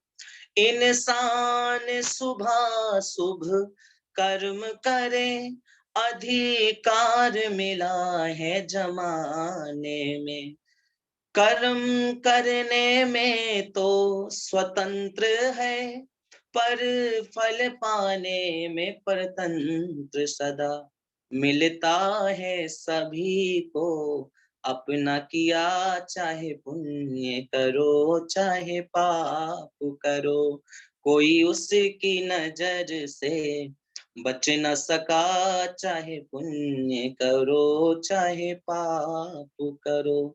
तो क्या कहा कि यह जगत रचा है ईश्वर ने जीवों के कर्म करने के लिए, यहाँ पर कर्म के लिए रचा है इस संसार को, और यहाँ पर कर्म करना चाहिए, ये वेद कहता है। और निवेदन मैं आप सभी के मध्य में करना चाहता हूँ, सब कोई कर्म करता है, शेर भी कर्म करता है तभी उसको खाने को मिलता है, तो इसलिए बिना कार्य किए हुए हमें कुछ भी प्राप्ति होने वाली नहीं है। और ये जो भी बात कही गई है कि अजगर करे ना चाकरी, ऐसा कुछ नहीं है, क्योंकि हमें किसी भी चीज को प्राप्त करना होता है ना तो कर्म करना पड़ता है। जहां तक कि यदि भोजन भी बना करके परोस दिया जाए और यदि हम भोजन के पास ना जाएं और थाली के पास ना जाएं और ना अपने हाथों से खाएं तो बोलो खिलाने वाला भी कोई नहीं है, क्योंकि हमें कर्म करना पड़ता है, क्रिया करनी पड़ती है। और निवेदन मैं आप सभी के मध्य में करना चाहता हूँ, महर्षि दयानंद सरस्वती जी महाराज से किसी ने प्रश्न किया सत्यार्थ प्रकाश के अंदर कि महर्षि परमपिता परमात्मा ने संसार की रचना क्यों की है, क्योंकि यहाँ पर कोई खुश नहीं है, कोई प्रसन्न नहीं है, सब यहाँ पर दुखी हैं, किस लिए रचना की गई है।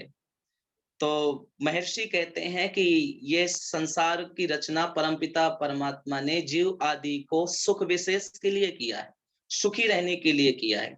लेकिन आज स्थिति क्या है, आप किसी से भी पूछेंगे, यदि सुख के लिए कहा है तो सुखी होना चाहिए सब व्यक्तियों को, इस समाज के अंदर, इस राष्ट्र के अंदर, संसार में।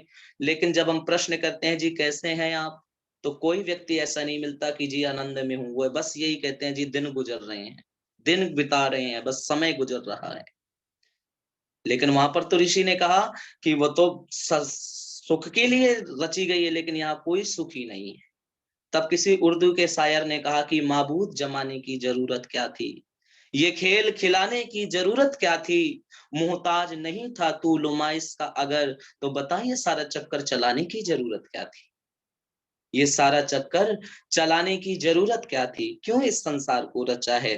तो यहाँ सुखों के लिए रची गई है। अच्छा, यदि किसी व्यक्ति से कह दिया जाए, एक 80-90 साल के व्यक्ति बुजुर्ग से भी कहा जाए कि ठीक है जी दिन को कट रहे हैं तो ऐसा करो कि चलो जी चलते हैं कहाँ ऊपर, तो जाने के लिए भी जी अभी नहीं, अभी कोई आवश्यकता नहीं, अभी तो मैं जीऊंगा जी पूरा। 90 साल के व्यक्ति से भी आप प्रश्न करोगे कि जी कैसा चल रहा है, तो ये कहेगा बस भगवान उठा ले। अच्छा, कहेंगे चलो जी आज हवन में आहुति डाल देते हैं, भगवान आपको आपके पर्चों को याद कर ले, तो क्या कहता है ना जी मुझे आवश्यकता नहीं है, नहीं आप मत डालो। एक मुझे याद घटना आती है कि एक 90 वर्ष का व्यक्ति कह रहा कि बस जी मेरा तो जी भर गया इस दुनिया से, बस अब तो ईश्वर उठा ले। तो मैंने कहा बाबा जी उठा लेगा, घबराओ मत। तो कह रहा परमात्मा ने मेरे कागज भूल गया। तो मैंने कहा एक काम करो कि गुरुकुल में 4 वेदों का यज्ञ चलता है, उस यज्ञ में जो है ना कुछ विशेष आहुति डलवा करके परमात्मा से मैं प्रार्थना कर दूंगा कि परमात्मा हमारे महाशय जी, हमारे बाबा जी का जो है ना वो पर्चा जो भूल गए हो ना वो याद कर लो। तो आप यकीन कीजिए वो 90 वर्ष का व्यक्ति मेरे इस कलाई को पकड़ता है और कहता है मुझे नहीं डलवानी आहुति। मैंने कहा मैं तो डाल के रहूंगा। वो कह रहे नहीं डलवानी मुझे। मैंने कहा मैं डालूंगा।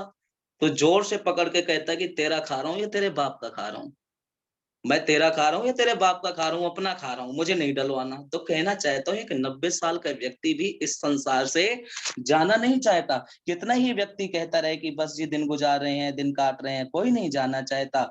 बस वो 90 साल का व्यक्ति भी एक बात ही कहता है यमराज से कि जरा यमराज जी ठहरो, 4 दिन और बसने दो, 4 दिन और बसने दो, जरा यमराज जी ठहरो, 4 दिन और बसने दो, 4 दिन और बसने दो, जरा परिवार के मोह की जंजीरें और कसने दो, 4 दिन और बसने दो, जरा यमराज जी ठहरो, 4 दिन और बसने दो,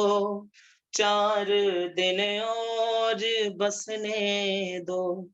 बड़े पोते की मंगनी हो गई, अब ब्याह रचाना है, अभी इस वर्ष दोहती को भी डोली में बिठाना है, मुझे परिवार की मोह की जंजीरें और कसने दो, 4 दिन और बसने दो, जरा यमराज जी ठहरो, 4 दिन और बसने दो, 4 दिन और बसने दो। और यमराज से विशेष बात क्या कहता है? हजारों खर्च करके कार एक बढ़िया मंगाई है जी, एक बढ़िया मंगाई है, हजारों खर्च करके कार एक बढ़िया मंगाई है जी, एक बढ़िया मंगाई है, एयर कंडीशन कोठी भी अभी मैंने बनाई है, अभी मैंने बनाई है, नई कोठी में रहने के मजे कुछ और चखने दो, 4 दिन और बसने दो, जरा यमराज जी ठहरो, 4 दिन और बसने दो, 4 दिन और बसने दो। एक 90 वर्ष का व्यक्ति भी पता चलता है कि इस संसार को छोड़ना नहीं चाहता, त्यागना नहीं चाहता। इसलिए ऋषि ने कहा कि वहां पर कि जीव आदि के लिए सुख विशेष के लिए इस सृष्टि की रचना परमेश्वर ने की है। और निवेदन करना चाहता हूँ यहाँ जिससे पूछा जाए तो बस सारी दुखी दुखी मिल रहे हैं, कोई सुखी नहीं है, क्योंकि कहा भी ना कि हमने जग की अजब तस्वीर देखी, एक हंसता है 10 रोते हैं, हमने जग की अजब तस्वीर देखी, एक हंसता है 10 रोते हैं, प्रभु की अद्भुत जागीर देखी, एक हंसता है 10 रोते हैं, 2-4 सुखी यहाँ लाखों में, आंसू है करोड़ों आंखों में, 2-4 सुखी यहाँ लाखों में, आंसू है करोड़ों आंखों में, हमने सुख से 100 गुनी पीर देखी, एक हंसता है 10 रोते हैं, प्रभु की अद्भुत जागीर देखी, एक हंसता है 10 रोते हैं, एक हंसता है 10 रोते हैं। हमने जग की अजब तस्वीर देखी, एक हंसता है 10 रोते हैं। हंसने वाला कौन है? जो परमात्मा के साथ अपने इस जीवन को व्यतीत करता है, वो मुस्कुराता रहता है। कहते भी ना कि प्रभु प्यारे से जिसका संबंध है उसको हरदम आनंद ही आनंद है। वो आनंद के साथ हमेशा मुस्कुराता है, झूमता रहता है। और लेकिन जो प्रभु का साथ छोड़ देता है तो कहते हैं ना कि धर्मो रक्षति रक्षता, जो धर्म की रक्षा करता है तो धर्म उसकी रक्षा करता है। अच्छा, जो धर्म की रक्षा नहीं करता तो कहते हैं मरा हुआ धर्म उसको भी मार देता है। इसलिए क्या कहा, जो परमपिता परमात्मा का साथ छोड़ देता है तो परमात्मा भी उसका साथ छोड़ने लगता है। इसलिए कहा कि हमेशा परमपिता परमेश्वर से निवेदन करते रहना चाहिए, हे ईश्वर मुझे मेरे दाता बहुत कुछ तुमने दिया है, तेरा शुक्रिया है, तेरा शुक्रिया है। एक बार बैठ करके कभी चिंतन नहीं हम लोग करते कि परमात्मा तूने जो हमें ये वायु दे रखी है। एक 80 वर्ष का व्यक्ति कोरोना पॉजिटिव था। यहाँ पर हमारी पूज्य माता डॉक्टर रचना जी जुड़ी हुई हैं, चावला जी माता जी भी हमारी डॉक्टर हैं। और निवेदन मैं आप सभी के माध्यम में करना चाहता हूँ, जिस समय उसे 80 वर्ष के व्यक्ति को भर्ती किया गया हॉस्पिटल के अंदर, तो ऑक्सीजन की कमी पड़ गई उस व्यक्ति को। अच्छा, 10 दिन के लिए ऑक्सीजन पर उसको लेटा दिया गया। 10 दिन बाद जो ऑक्सीजन का जब सही हो गया और बिल आया, डॉक्टर साहब ने कहा कि जी इतना बिल आया। बिल कितना था? 20 लाख रुपए। वो वृद्ध व्यक्ति देखता है और देख करके रोने लगता है। तो डॉक्टर ने सोचा हो सकता है फीस देने की पैसा ना हो, इनके पास पैसा ना हो इसलिए रो रहे हैं। तो पूछा कि दादाजी रो क्यों रहे हो? फीस देने के लिए पैसा नहीं इसलिए रो रहे हो? तो 80-90 वर्ष का व्यक्ति कहता है, डॉक्टर साहब मैं इसलिए नहीं रो रहा कि ये 20 लाख रुपए मेरा जो आया है बिल, मैं इसलिए नहीं रो रहा। मैं इसलिए रो रहा हूँ कि ये 10 दिनों में तुमने 20 लाख रुपए का मेरे पास थमा दिया, ये वायु जो मुझे दिया, ऑक्सीजन दिया है, बिल। लेकिन जब से मेरा जन्म हुआ है और अभी तक ये जो परमपिता परमात्मा ने यानी फ्री की जो दे रखा है ये जो वायु, और जिससे ऑक्सीजन हम ले रहे हैं, यदि मैं उस पैसे को जोड़ूं तो न जाने कितना हो जाएगा वो पैसा। तो निवेदन मैं आप सभी के मध्य में करना चाहता हूँ, परमात्मा ने जो हमें दिया है ना वो बहुत विशेष है। 1 सेकेंड के लिए यदि वायु बंद कर देना वो ईश्वर, तो जीना मुश्किल हमारा और आपका हो जाएगा।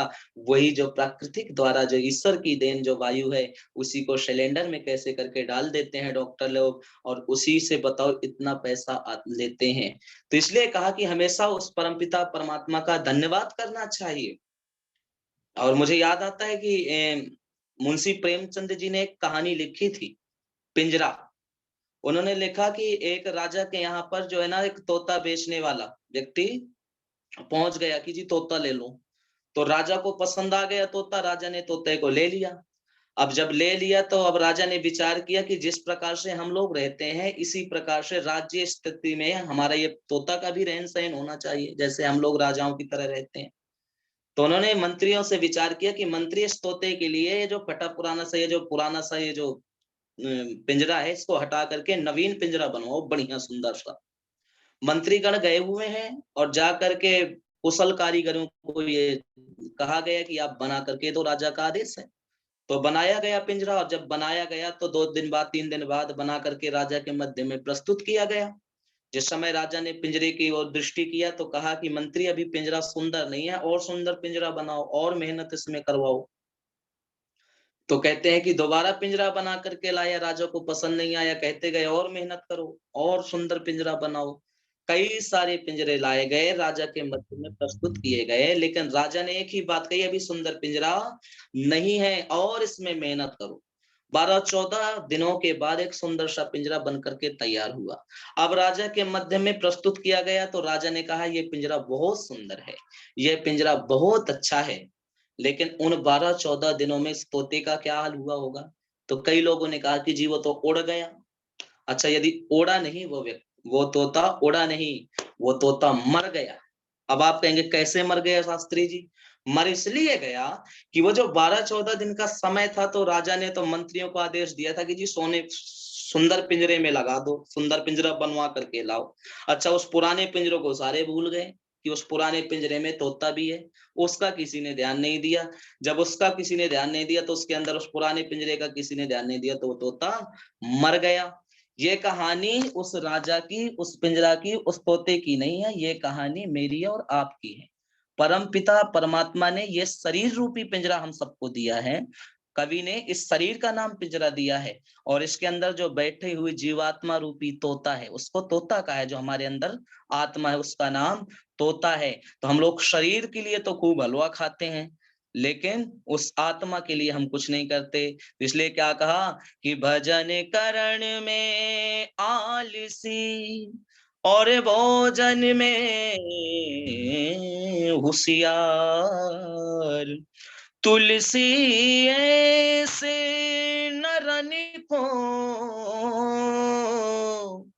बार बार धिक्कार। तुलसीदास कहते हैं कि ऐसे मनुष्यों को हमेशा धिक्कार है, ऐसे मनुष्यों को जो खाने में आलसी और परमात्मा खाने में ज्यादा ही आगे रहते हैं और परमात्मा के भजन करने में पीछे हटते हैं। मैं निवेदन करना चाहता हूं कि तेरा जीवन सारा बीत गया, तेरा जीवन सारा बीत गया, तुझसे मनाया नहीं मीत गया, तेरा जीवन सारा बीत गया। सबसे उत्तम ये अधिकार तुझको मिला, तूने मौका सुनहरा यूं ही खो दिया। कभी हंसता रहा, कभी रोता रहा, कभी हो पल में भय बीत गया, तेरा जीवन सारा बीत गया, तेरा जीवन सारा बीत गया। सारा व्यक्ति का जीवन ऐसे बीत जाता है। इसलिए शरीर रूपी पिंजरे में जो आत्मा रूपी तोता है उसका भी ध्यान देना है। जैसे शरीर का भोजन क्या है, जो हम लोग सब लोग खाते हैं, अन्न औषधि आदि परमात्मा ने बना रखा है, लेकिन आत्मा रूपी कब आत्मा के लिए भी एक भोजन है और उसका भोजन क्या है, नित्य प्रतिदिन सुबह शाम परमपिता परमात्मा का ध्यान करना चाहिए। परमपिता परमात्मा से कहना चाहिए कि हे ईश्वर, आपने ये जो मनुष्य का झोला हम सबको दे करके भेजा है, तेरा बहुत बहुत धन्यवाद है ईश्वर। हे ईश्वर, इस प्राण वायु से जिससे मेरे प्राण सुरक्षित हैं, जिससे मैं बोल सकता हूँ, परमात्मा तूने ऐसी वायु दे रखी है, उसके लिए मैं तेरा बहुत बहुत धन्यवाद देता हूँ। लेकिन ध्यान देना, मनुष्य जीव इतना कोई भी चालाक जीव नहीं है जितना मनुष्य चालाक है। अच्छा, मनुष्य कैसे चालाक है? तो किसी ने कहा कि जिस समय मनुष्य जन्म लिया तब रोता हुआ आया। अच्छा, जब मनुष्य रो रहा था तो परमात्मा ने कहा भाई तू रो क्यों रहा है? तो मनुष्य कहता है ईश्वर तूने मुझे जन्म तो दे दिया, लेकिन ये बता जन्म देने के बाद अब भोजन नहीं मिलेगा तो मर नहीं जाऊंगा, तो इसलिए रो रहा हूं। परमात्मा ने कहा तू रो मत। अरे मनुष्य तू रो मत, तेरे लिए मैंने व्यवस्था करके पहले ही भेजा हूं तुझे, तेरे से पहले व्यवस्था मैंने पूरी कर रखी है। देख मैंने तुझे जन्मदायित्री तेरी माँ दे रखी है, तू अपने माँ के स्तन का पान कर। अच्छा, माँ के स्तन का पान किया, जब 2 साल 3 वर्ष का हुआ तब कहा कि परमात्मा फिर रोने लग गया कि माँ बस तो दूध पीते पीते तो हम माँ का मुँह छक लिया। तो परमात्मा ने कहा ठीक है धैर्य रख, अभी मैंने तुझे गौ माता दे रखी है, तू गाय माता का दूध को पी। अच्छा, गाय के दूध को पीता रहा, फिर रोने लग गया। परमात्मा दूध ही पर सीमित रखोगे या इससे आगे, क्योंकि दाद भी आ गए हैं, अब और भी हो कुछ आइटम तो बताओ। तो परमात्मा ने कहा तू तो अब निकम्मा हो जाएगा, अब तो तुझे मेहनत करना पड़ेगा, पुरुषार्थ करना पड़ेगा। यदि पुरुषार्थ नहीं, हालांकि मैं तुझे व्यवस्था मैंने दूंगा, और अब मैंने तुझे भूमि दे रखी है, भूमि माता में तू कर्म कर, पसीना गिरा, मेहनत कर, उससे एक बीज से न जाने कितने बीज दूंगा। तो निवेदन मैं आप सभी के मध्य में करना चाहता हूं कि जब हमारे जीवन में दुख आने लगते हैं तो हम रोने लगते हैं। अच्छा, सुख आ जाता है तो कोई याद नहीं करता, कोई याद करने वाला नहीं है। लेकिन क्या कहा था किसी ने कि सुख में सुमरन सब करें, दुख में करे ना कोई, जो दुख में सुमरन करे जो सुख में सुमरन करे सो दुख काहे हो। यदि हम इस प्रकार से अपने इस जीवन को चलाएं तो वह परमपिता परमात्मा एक विशेष कृपा हम मेरे और आपके ऊपर सबके ऊपर दे रखा है। हमेशा उसी का ही आशीर्वाद रहता है। जो आज देखो क्या स्थिति है, हमारे बच्चों के अंदर संस्कार नहीं है, और संस्कार ना होने के कारण आज दिल्ली जैसी स्थिति आप देखते हैं कि 32 टुकड़े होते हैं, 34 टुकड़े होते हैं, फ्रिजों में डाला जाता है। क्यों? क्योंकि संस्कार नहीं दिए गए। और ध्यान देना, जिसके माता पिता संस्कार दे करके बच्चों को रखते हैं ना, वो कभी भी ऐसी कुछ चेष्टा नहीं करता।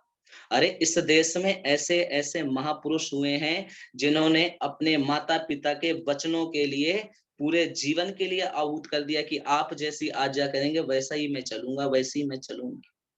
और निवेदन मैं आप सभी के मध्य में करना चाहता हूँ, हम ही कहा करते थे ना कि ये देश जो अपना है ना, ये देश तो हमारा सब देशों का गुरु नेतृत्व करने वाला ये देश आर्यव्रत भारत देश हुआ करता था। अच्छा आज कितना नेतृत्व कर रहा है बोलो जी?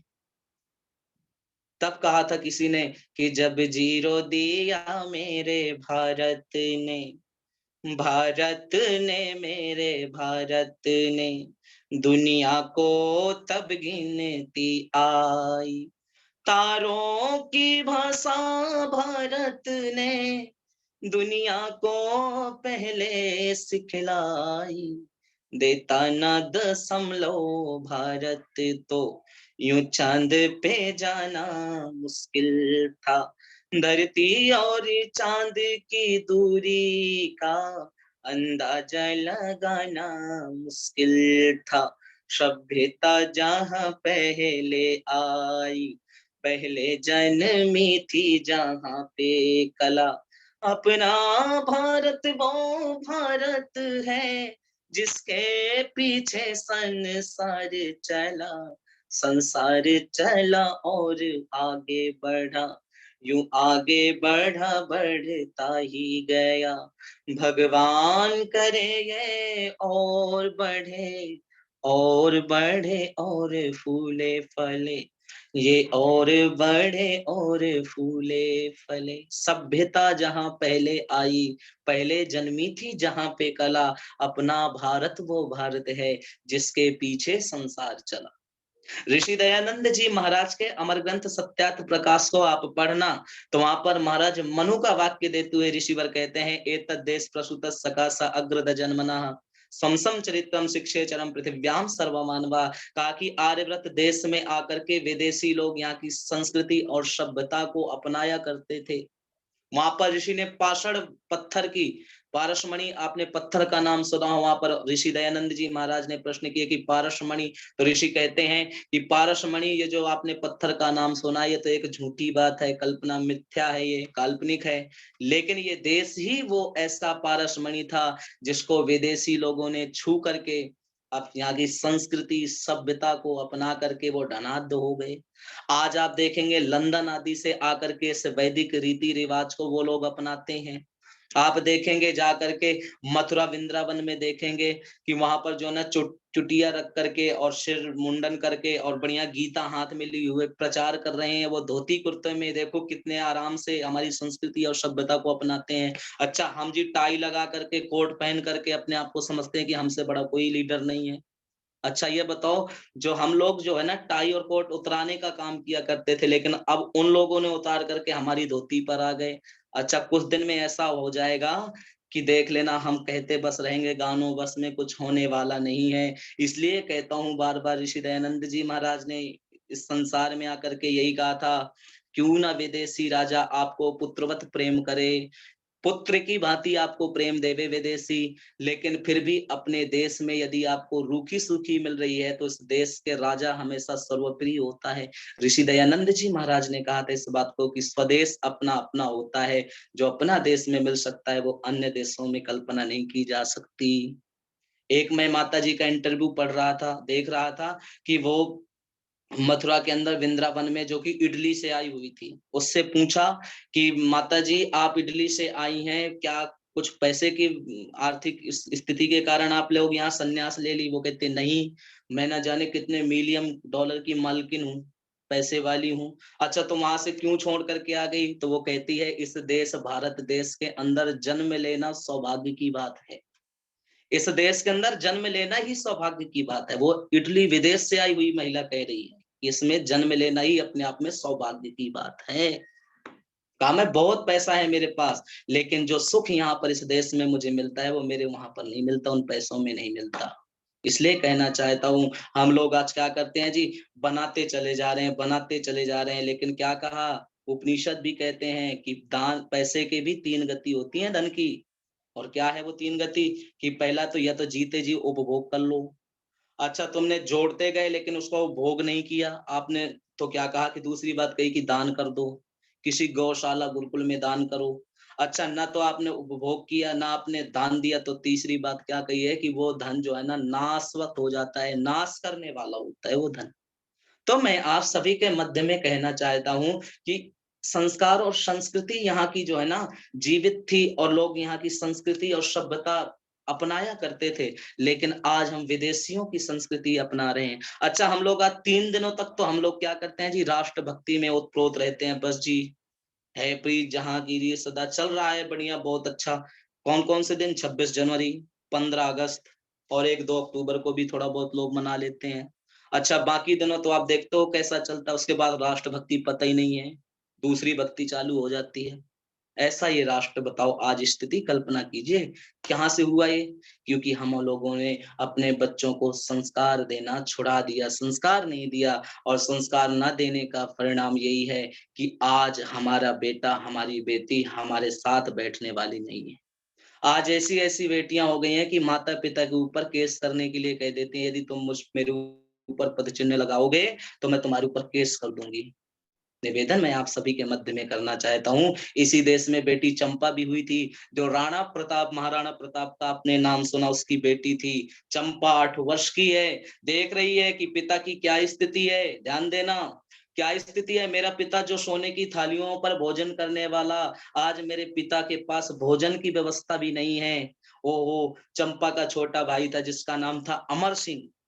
अमर सिंह भूखा था, माँ ने क्या किया कि थोड़ा सा आटा था और थोड़ा सा घास मिला करके, जंगली मिला करके और बनाया, उसके 2 भाग किए, एक भाग चंपा को दे दिया, दूसरा भाग अमर सिंह को दे दिया। अमर सिंह छोटा था, भोजन करने की स्थिति में जैसे ही निवाला डालने की कोशिश करता है, एक जंगली बिलार आकर के उसके हाथों से भोजन छीन ले जाता है, रोटी। अच्छा वो छोटा था जो अमर सिंह, तो रोने लग गया।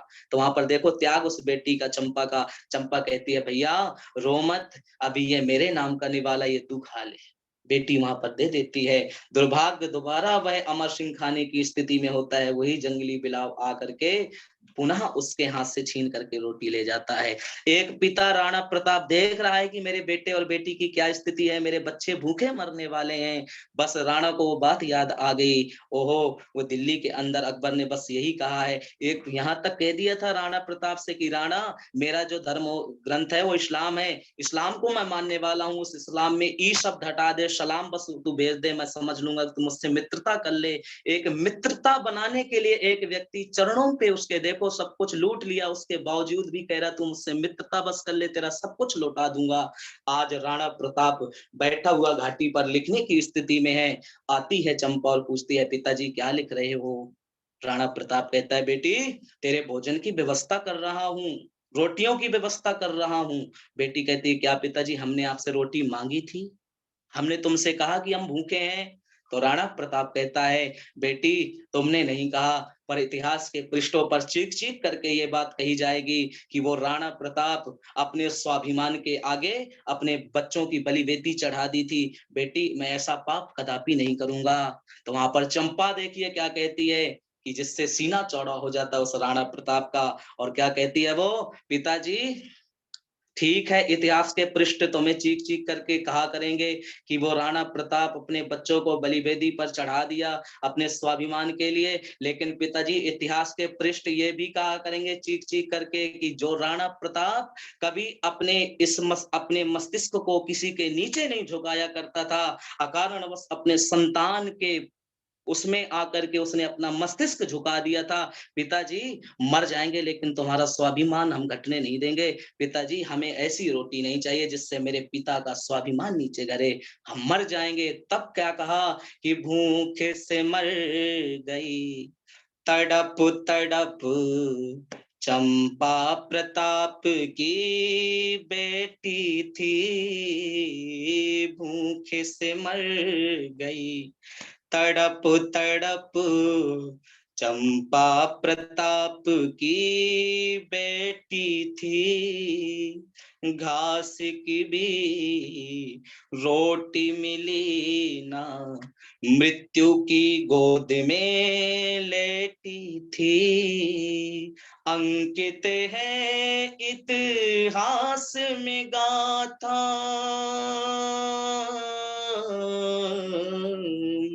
अंकित है इतिहास में गाथा, ऐसे वीर संतानों की ये देश मेरा कैसा, सुनो जी ऐसा जहाँ रीत सदा से बलिदानों की, ये देश मेरा कैसा।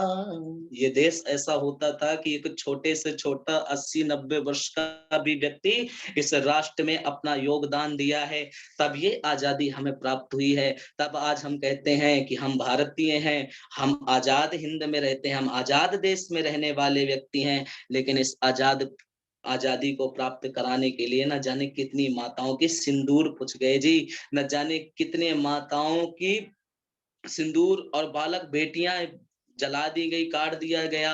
और निवेदन करना चाहता हूं तब ये आजादी मुझे और आपको प्राप्त हुई है।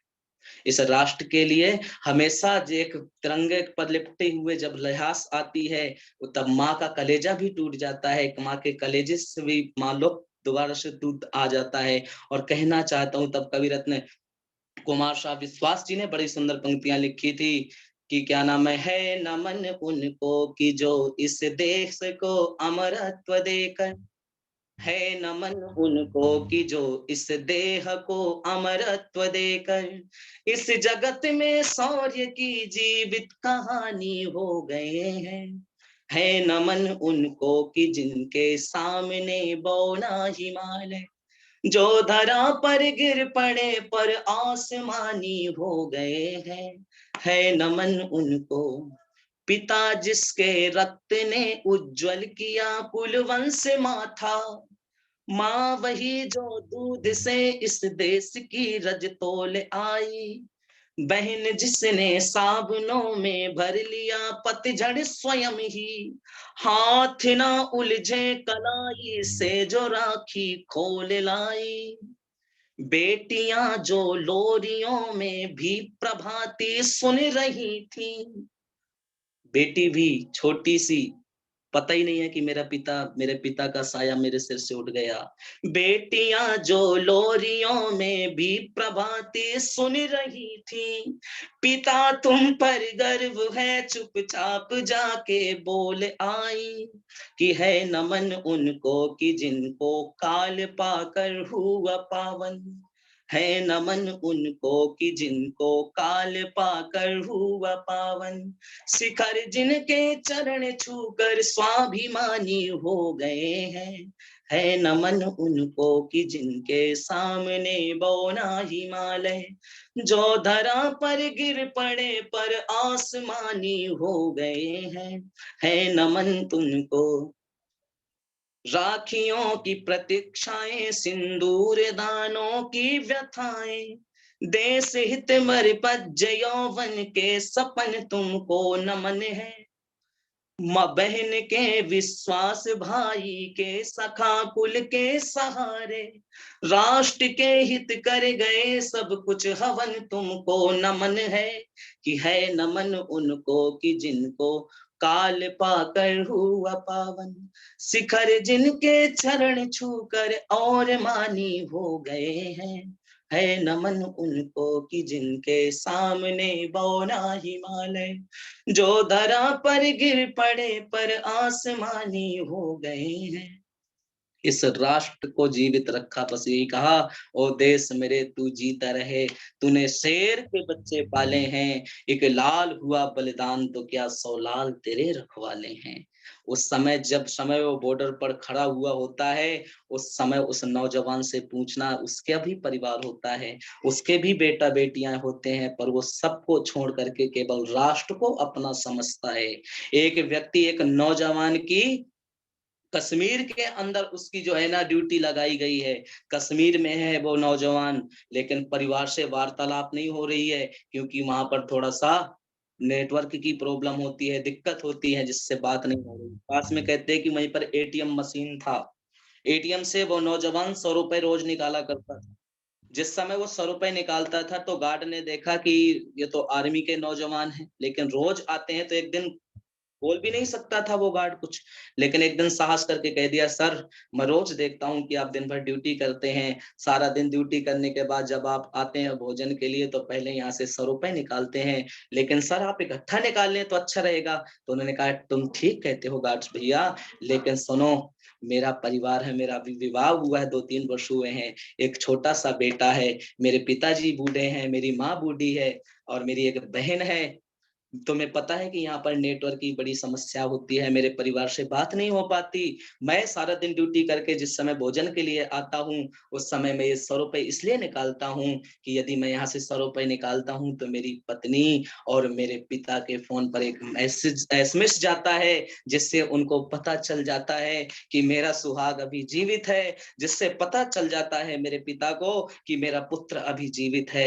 मैं इसलिए 100 रुपए यहाँ से निकालता हूँ। निवेदन मैं आप सभी के मध्य में करना चाहता हूँ, आज हम उन राष्ट्र के उन नौजवानों को भूल जाते हैं, और कुछ संसद के अंदर बैठे हुए कुछ गद्दार व्यक्ति हैं, जो गद्दार हैं, उनके लिए कवि रत्न डॉक्टर सारस्वत मोहन पूज्य गुरुदेव मेरे मनीषी जी ने कुछ पंक्तियां लिखी थी कि संसद का हर सत्र हमें तो बेईमानी सा लगता है, कुछ लोगों को देश हमारा गुड़धानी सा लगता है, संसद का हर सत्र हमें तो बिरयानी सा लगता है, कुछ लोगों को देश हमारा गुड़धानी सा लगता है, जब जी चाहा जी भर पिया, मन चाहा उपभोग किया, जब जी चाहा जी भर पिया, मन चाहा उपभोग किया, खून शहीदों का कुछ लोगों को पानी सा लगता है, खून शहीदों का कुछ लोगों को पानी सा लगता है, कुछ लोगों को देश हमारा गुड़धानी सा लगता है, स्वतंत्रता के वीर सेनानी मान पेंशन दे डाली, स्वतंत्रता के वीर सेनानी मान पेंशन दे डाली, हर कोई गद्दार इन्हें तो सेनानी सा लगता है, हर कोई गद्दार इन्हें तो सेनानी सा लगता है, कुछ लोगों को देश हमारा गुड़धानी सा लगता है, आंखों के होते भी अंधे नहीं अर्थियों को कंधे, आंखों के होते भी अंधे नहीं अर्थियों को कंधे, कफन नोचने वाला भी इनको दानी सा लगता है, कफन नोचने वाला भी इनको दानी सा लगता है, कुछ लोगों को राष्ट्र हमारा गुड़धानी सा लगता है, संसद का हर सत्र हमें तो सपने टुकड़े टुकड़े होकर बिखर गए हैं चूड़ी से, सपने टुकड़े टुकड़े होकर बिखर गए हैं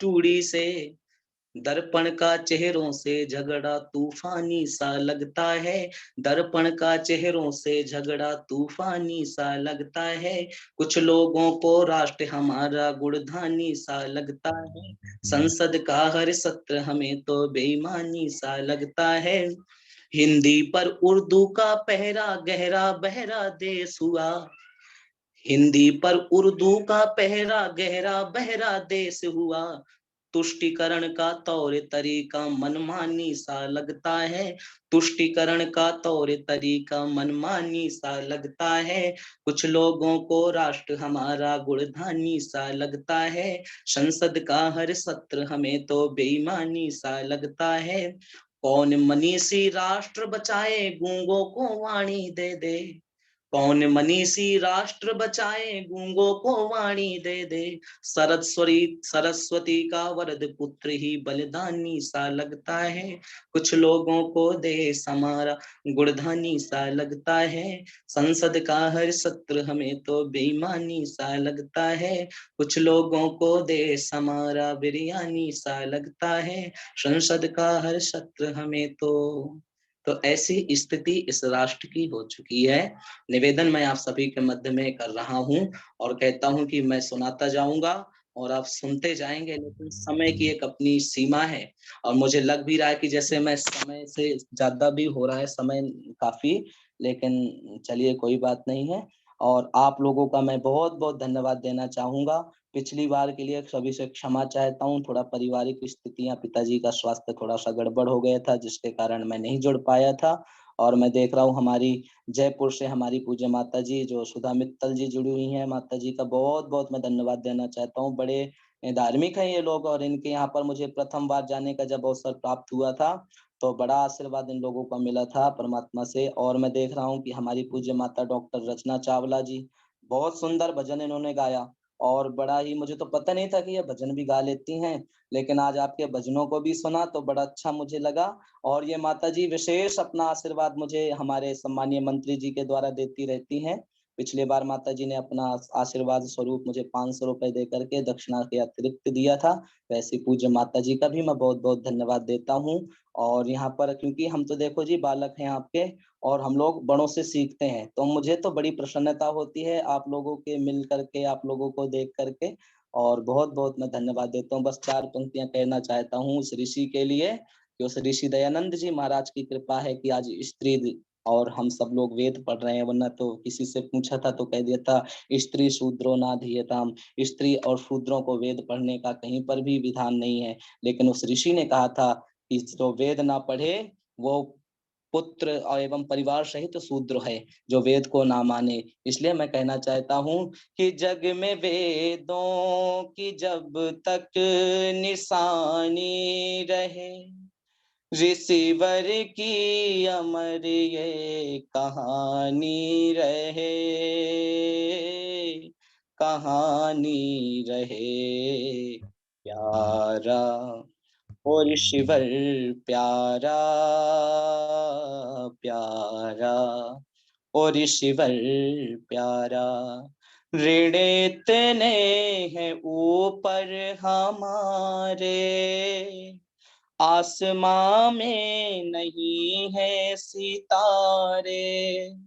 जन्म 100 बार हो ऋण से ना पार हो, याद उनकी सदा मेहरबानी रहे, मेहरबानी रहे। प्यारा और ऋषिवर प्यारा,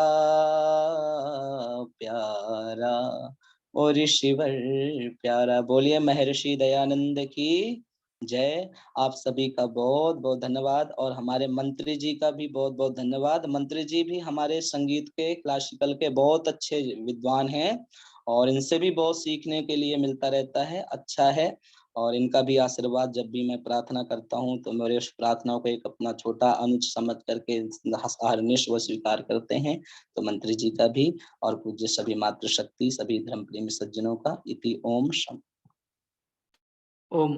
बहुत बहुत धन्यवाद आदरणीय मुकेश शास्त्री जी। बहुत सुंदर भजनों की श्रृंखला के माध्यम से आपने सुंदर संदेश, सुंदर उपदेश दिया और बहुत सारे विषयों को आपने इस अपने संक्षिप्त से कार्यक्रम में छुआ और बहुत सारी बातों को लेकर के ईश्वर भक्ति और देशभक्ति और समाज सुधार और बहुत सारे विषयों के ऊपर आपने चर्चा की। बहुत बहुत धन्यवाद। आप इसी प्रकार से हमें जब भी हम आपको स्मरण करें आप हमें समय देते हैं। बहुत बहुत धन्यवाद आपका इस कार्यक्रम के साथ जुड़ने के लिए, इतनी सुंदर चर्चा को करने के लिए। और हमारे सारे जितने भी श्रोता इस कार्यक्रम के साथ में जुड़ते हैं बहुत पसंद करते हैं आपके कार्यक्रमों को, आपके ऊर्जा से ओतप्रोत उद्बोधन को। तो बहुत बहुत धन्यवाद आपका इस कार्यक्रम के साथ में जुड़ने के लिए। इनका नंबर जल्दी जी नंबर भेज देना, मेरा कांटेक्ट नंबर प्लीज। जी जी भरत सचदेवा जी, मैं आपको इनका नंबर दे दूंगा। ठीक है। आइए अब समय ज्यादा हो गया है, हमने मुकेश शास्त्री जी को भी समय थोड़ा लेट से दिया था, तो इसलिए थोड़ा आगे कार्यक्रम बढ़ गया। तो एक बार पुनः आप सभी का धन्यवाद करते हुए माता उषा चित्कारा जी एक बार सभी का धन्यवाद ज्ञापन करें। उससे पूर्व एक बार पुनः मैं आपको सूचना दे दूं, हमारे मध्य में आदरणीय विमल सचदेवा जी भी उपस्थित हैं, जो कि सेक्टर 15 आर्य समाज की प्रधाना है। और मैंने आपको पहले भी सूचना दी थी, दोबारा एक बार बता दूं, आर्य समाज सेक्टर 15 फरीदाबाद का वार्षिक उत्सव दिनांक 13, 14, 15, 16 अप्रैल निश्चित हुआ है और बहुत ही सुंदर कार्यक्रम होने जा रहा है, जिसमें मुख्य वक्ता के तौर पे आचार्य नरेंद्र मैत्रेय जी और भजनोपदेशक आचार्य अजय आर्य जी उपस्थित रहेंगे। आप अधिक से अधिक संख्या में यह विस्तृत कार्यक्रम आपको व्हाट्सएप के माध्यम से भेज देंगे। जो भी ज्वाइन कर सकते हैं फरीदाबाद वाले और आसपास वाले, वो अवश्य ही इस कार्यक्रम को ज्वाइन करें। 13 अप्रैल से लेकर के 15 अप्रैल तक यह कार्यक्रम रहेगा। बहुत बहुत धन्यवाद। अब मेरी प्रार्थना माता उषा चित्कारा जी से कृपया आए और बहुत ही संक्षेप में, क्योंकि आज समय आगे बढ़ गया है, केवल धन्यवाद ज्ञापन करें और उसके बाद शांति पाठ करेंगे। सबसे पहले तो मैं तायल जी का धन्यवाद करती हूँ और आई appreciate his efforts and enthusiasm that he spares his valuable time for this international satsang।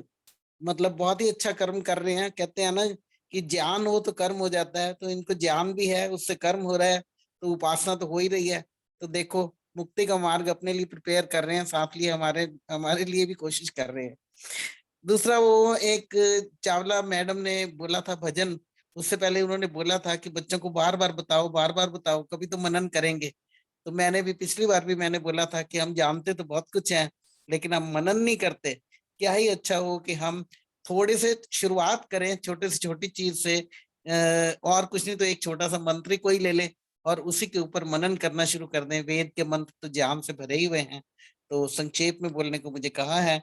इसी के साथ मैं सबको यही प्रेरणा देने की कोशिश करूंगी कि हम मनन करें, कोई एक मंत्र ले लें, कोई एक मंत्र, विश्वानी देव से ले लो, चाहे कितना गहरा मीनिंग है। गायत्री मंत्र का तो खैर है ही है।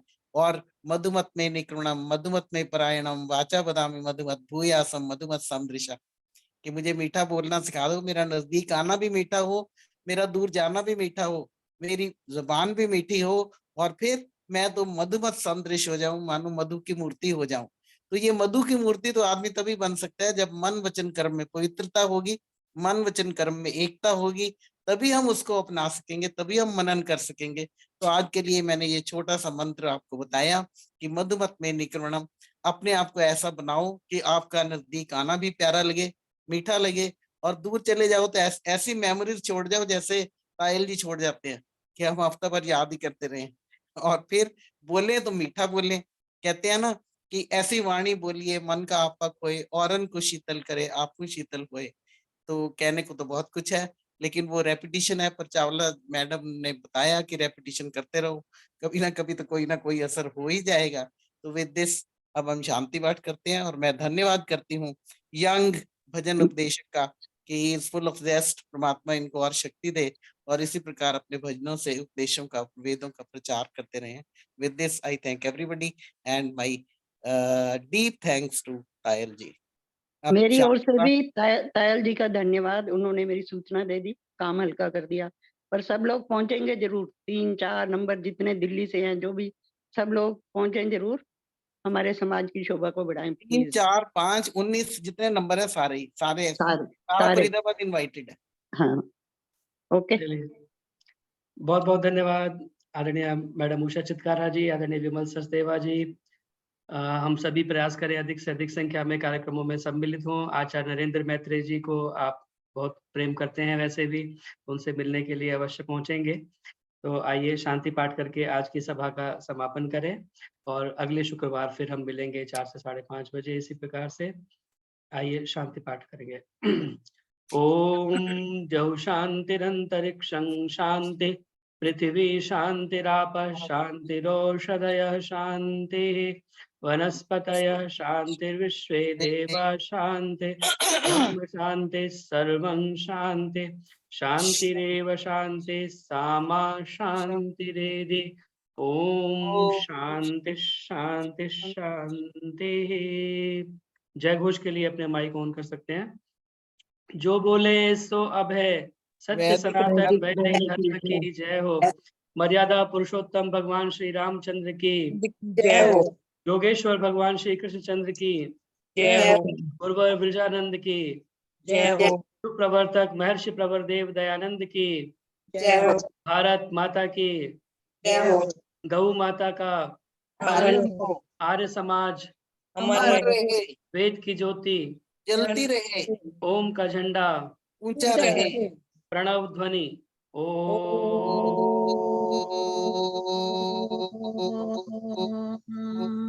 वैदिक अभिवादन। सभी को सादर नमस्ते। सभी का नमस्ते पुनः पुनः जी, बहुत बहुत सदानंद धन्यवाद। नमस्ते जी। चलो वेदों के रास्ते जी। ओम।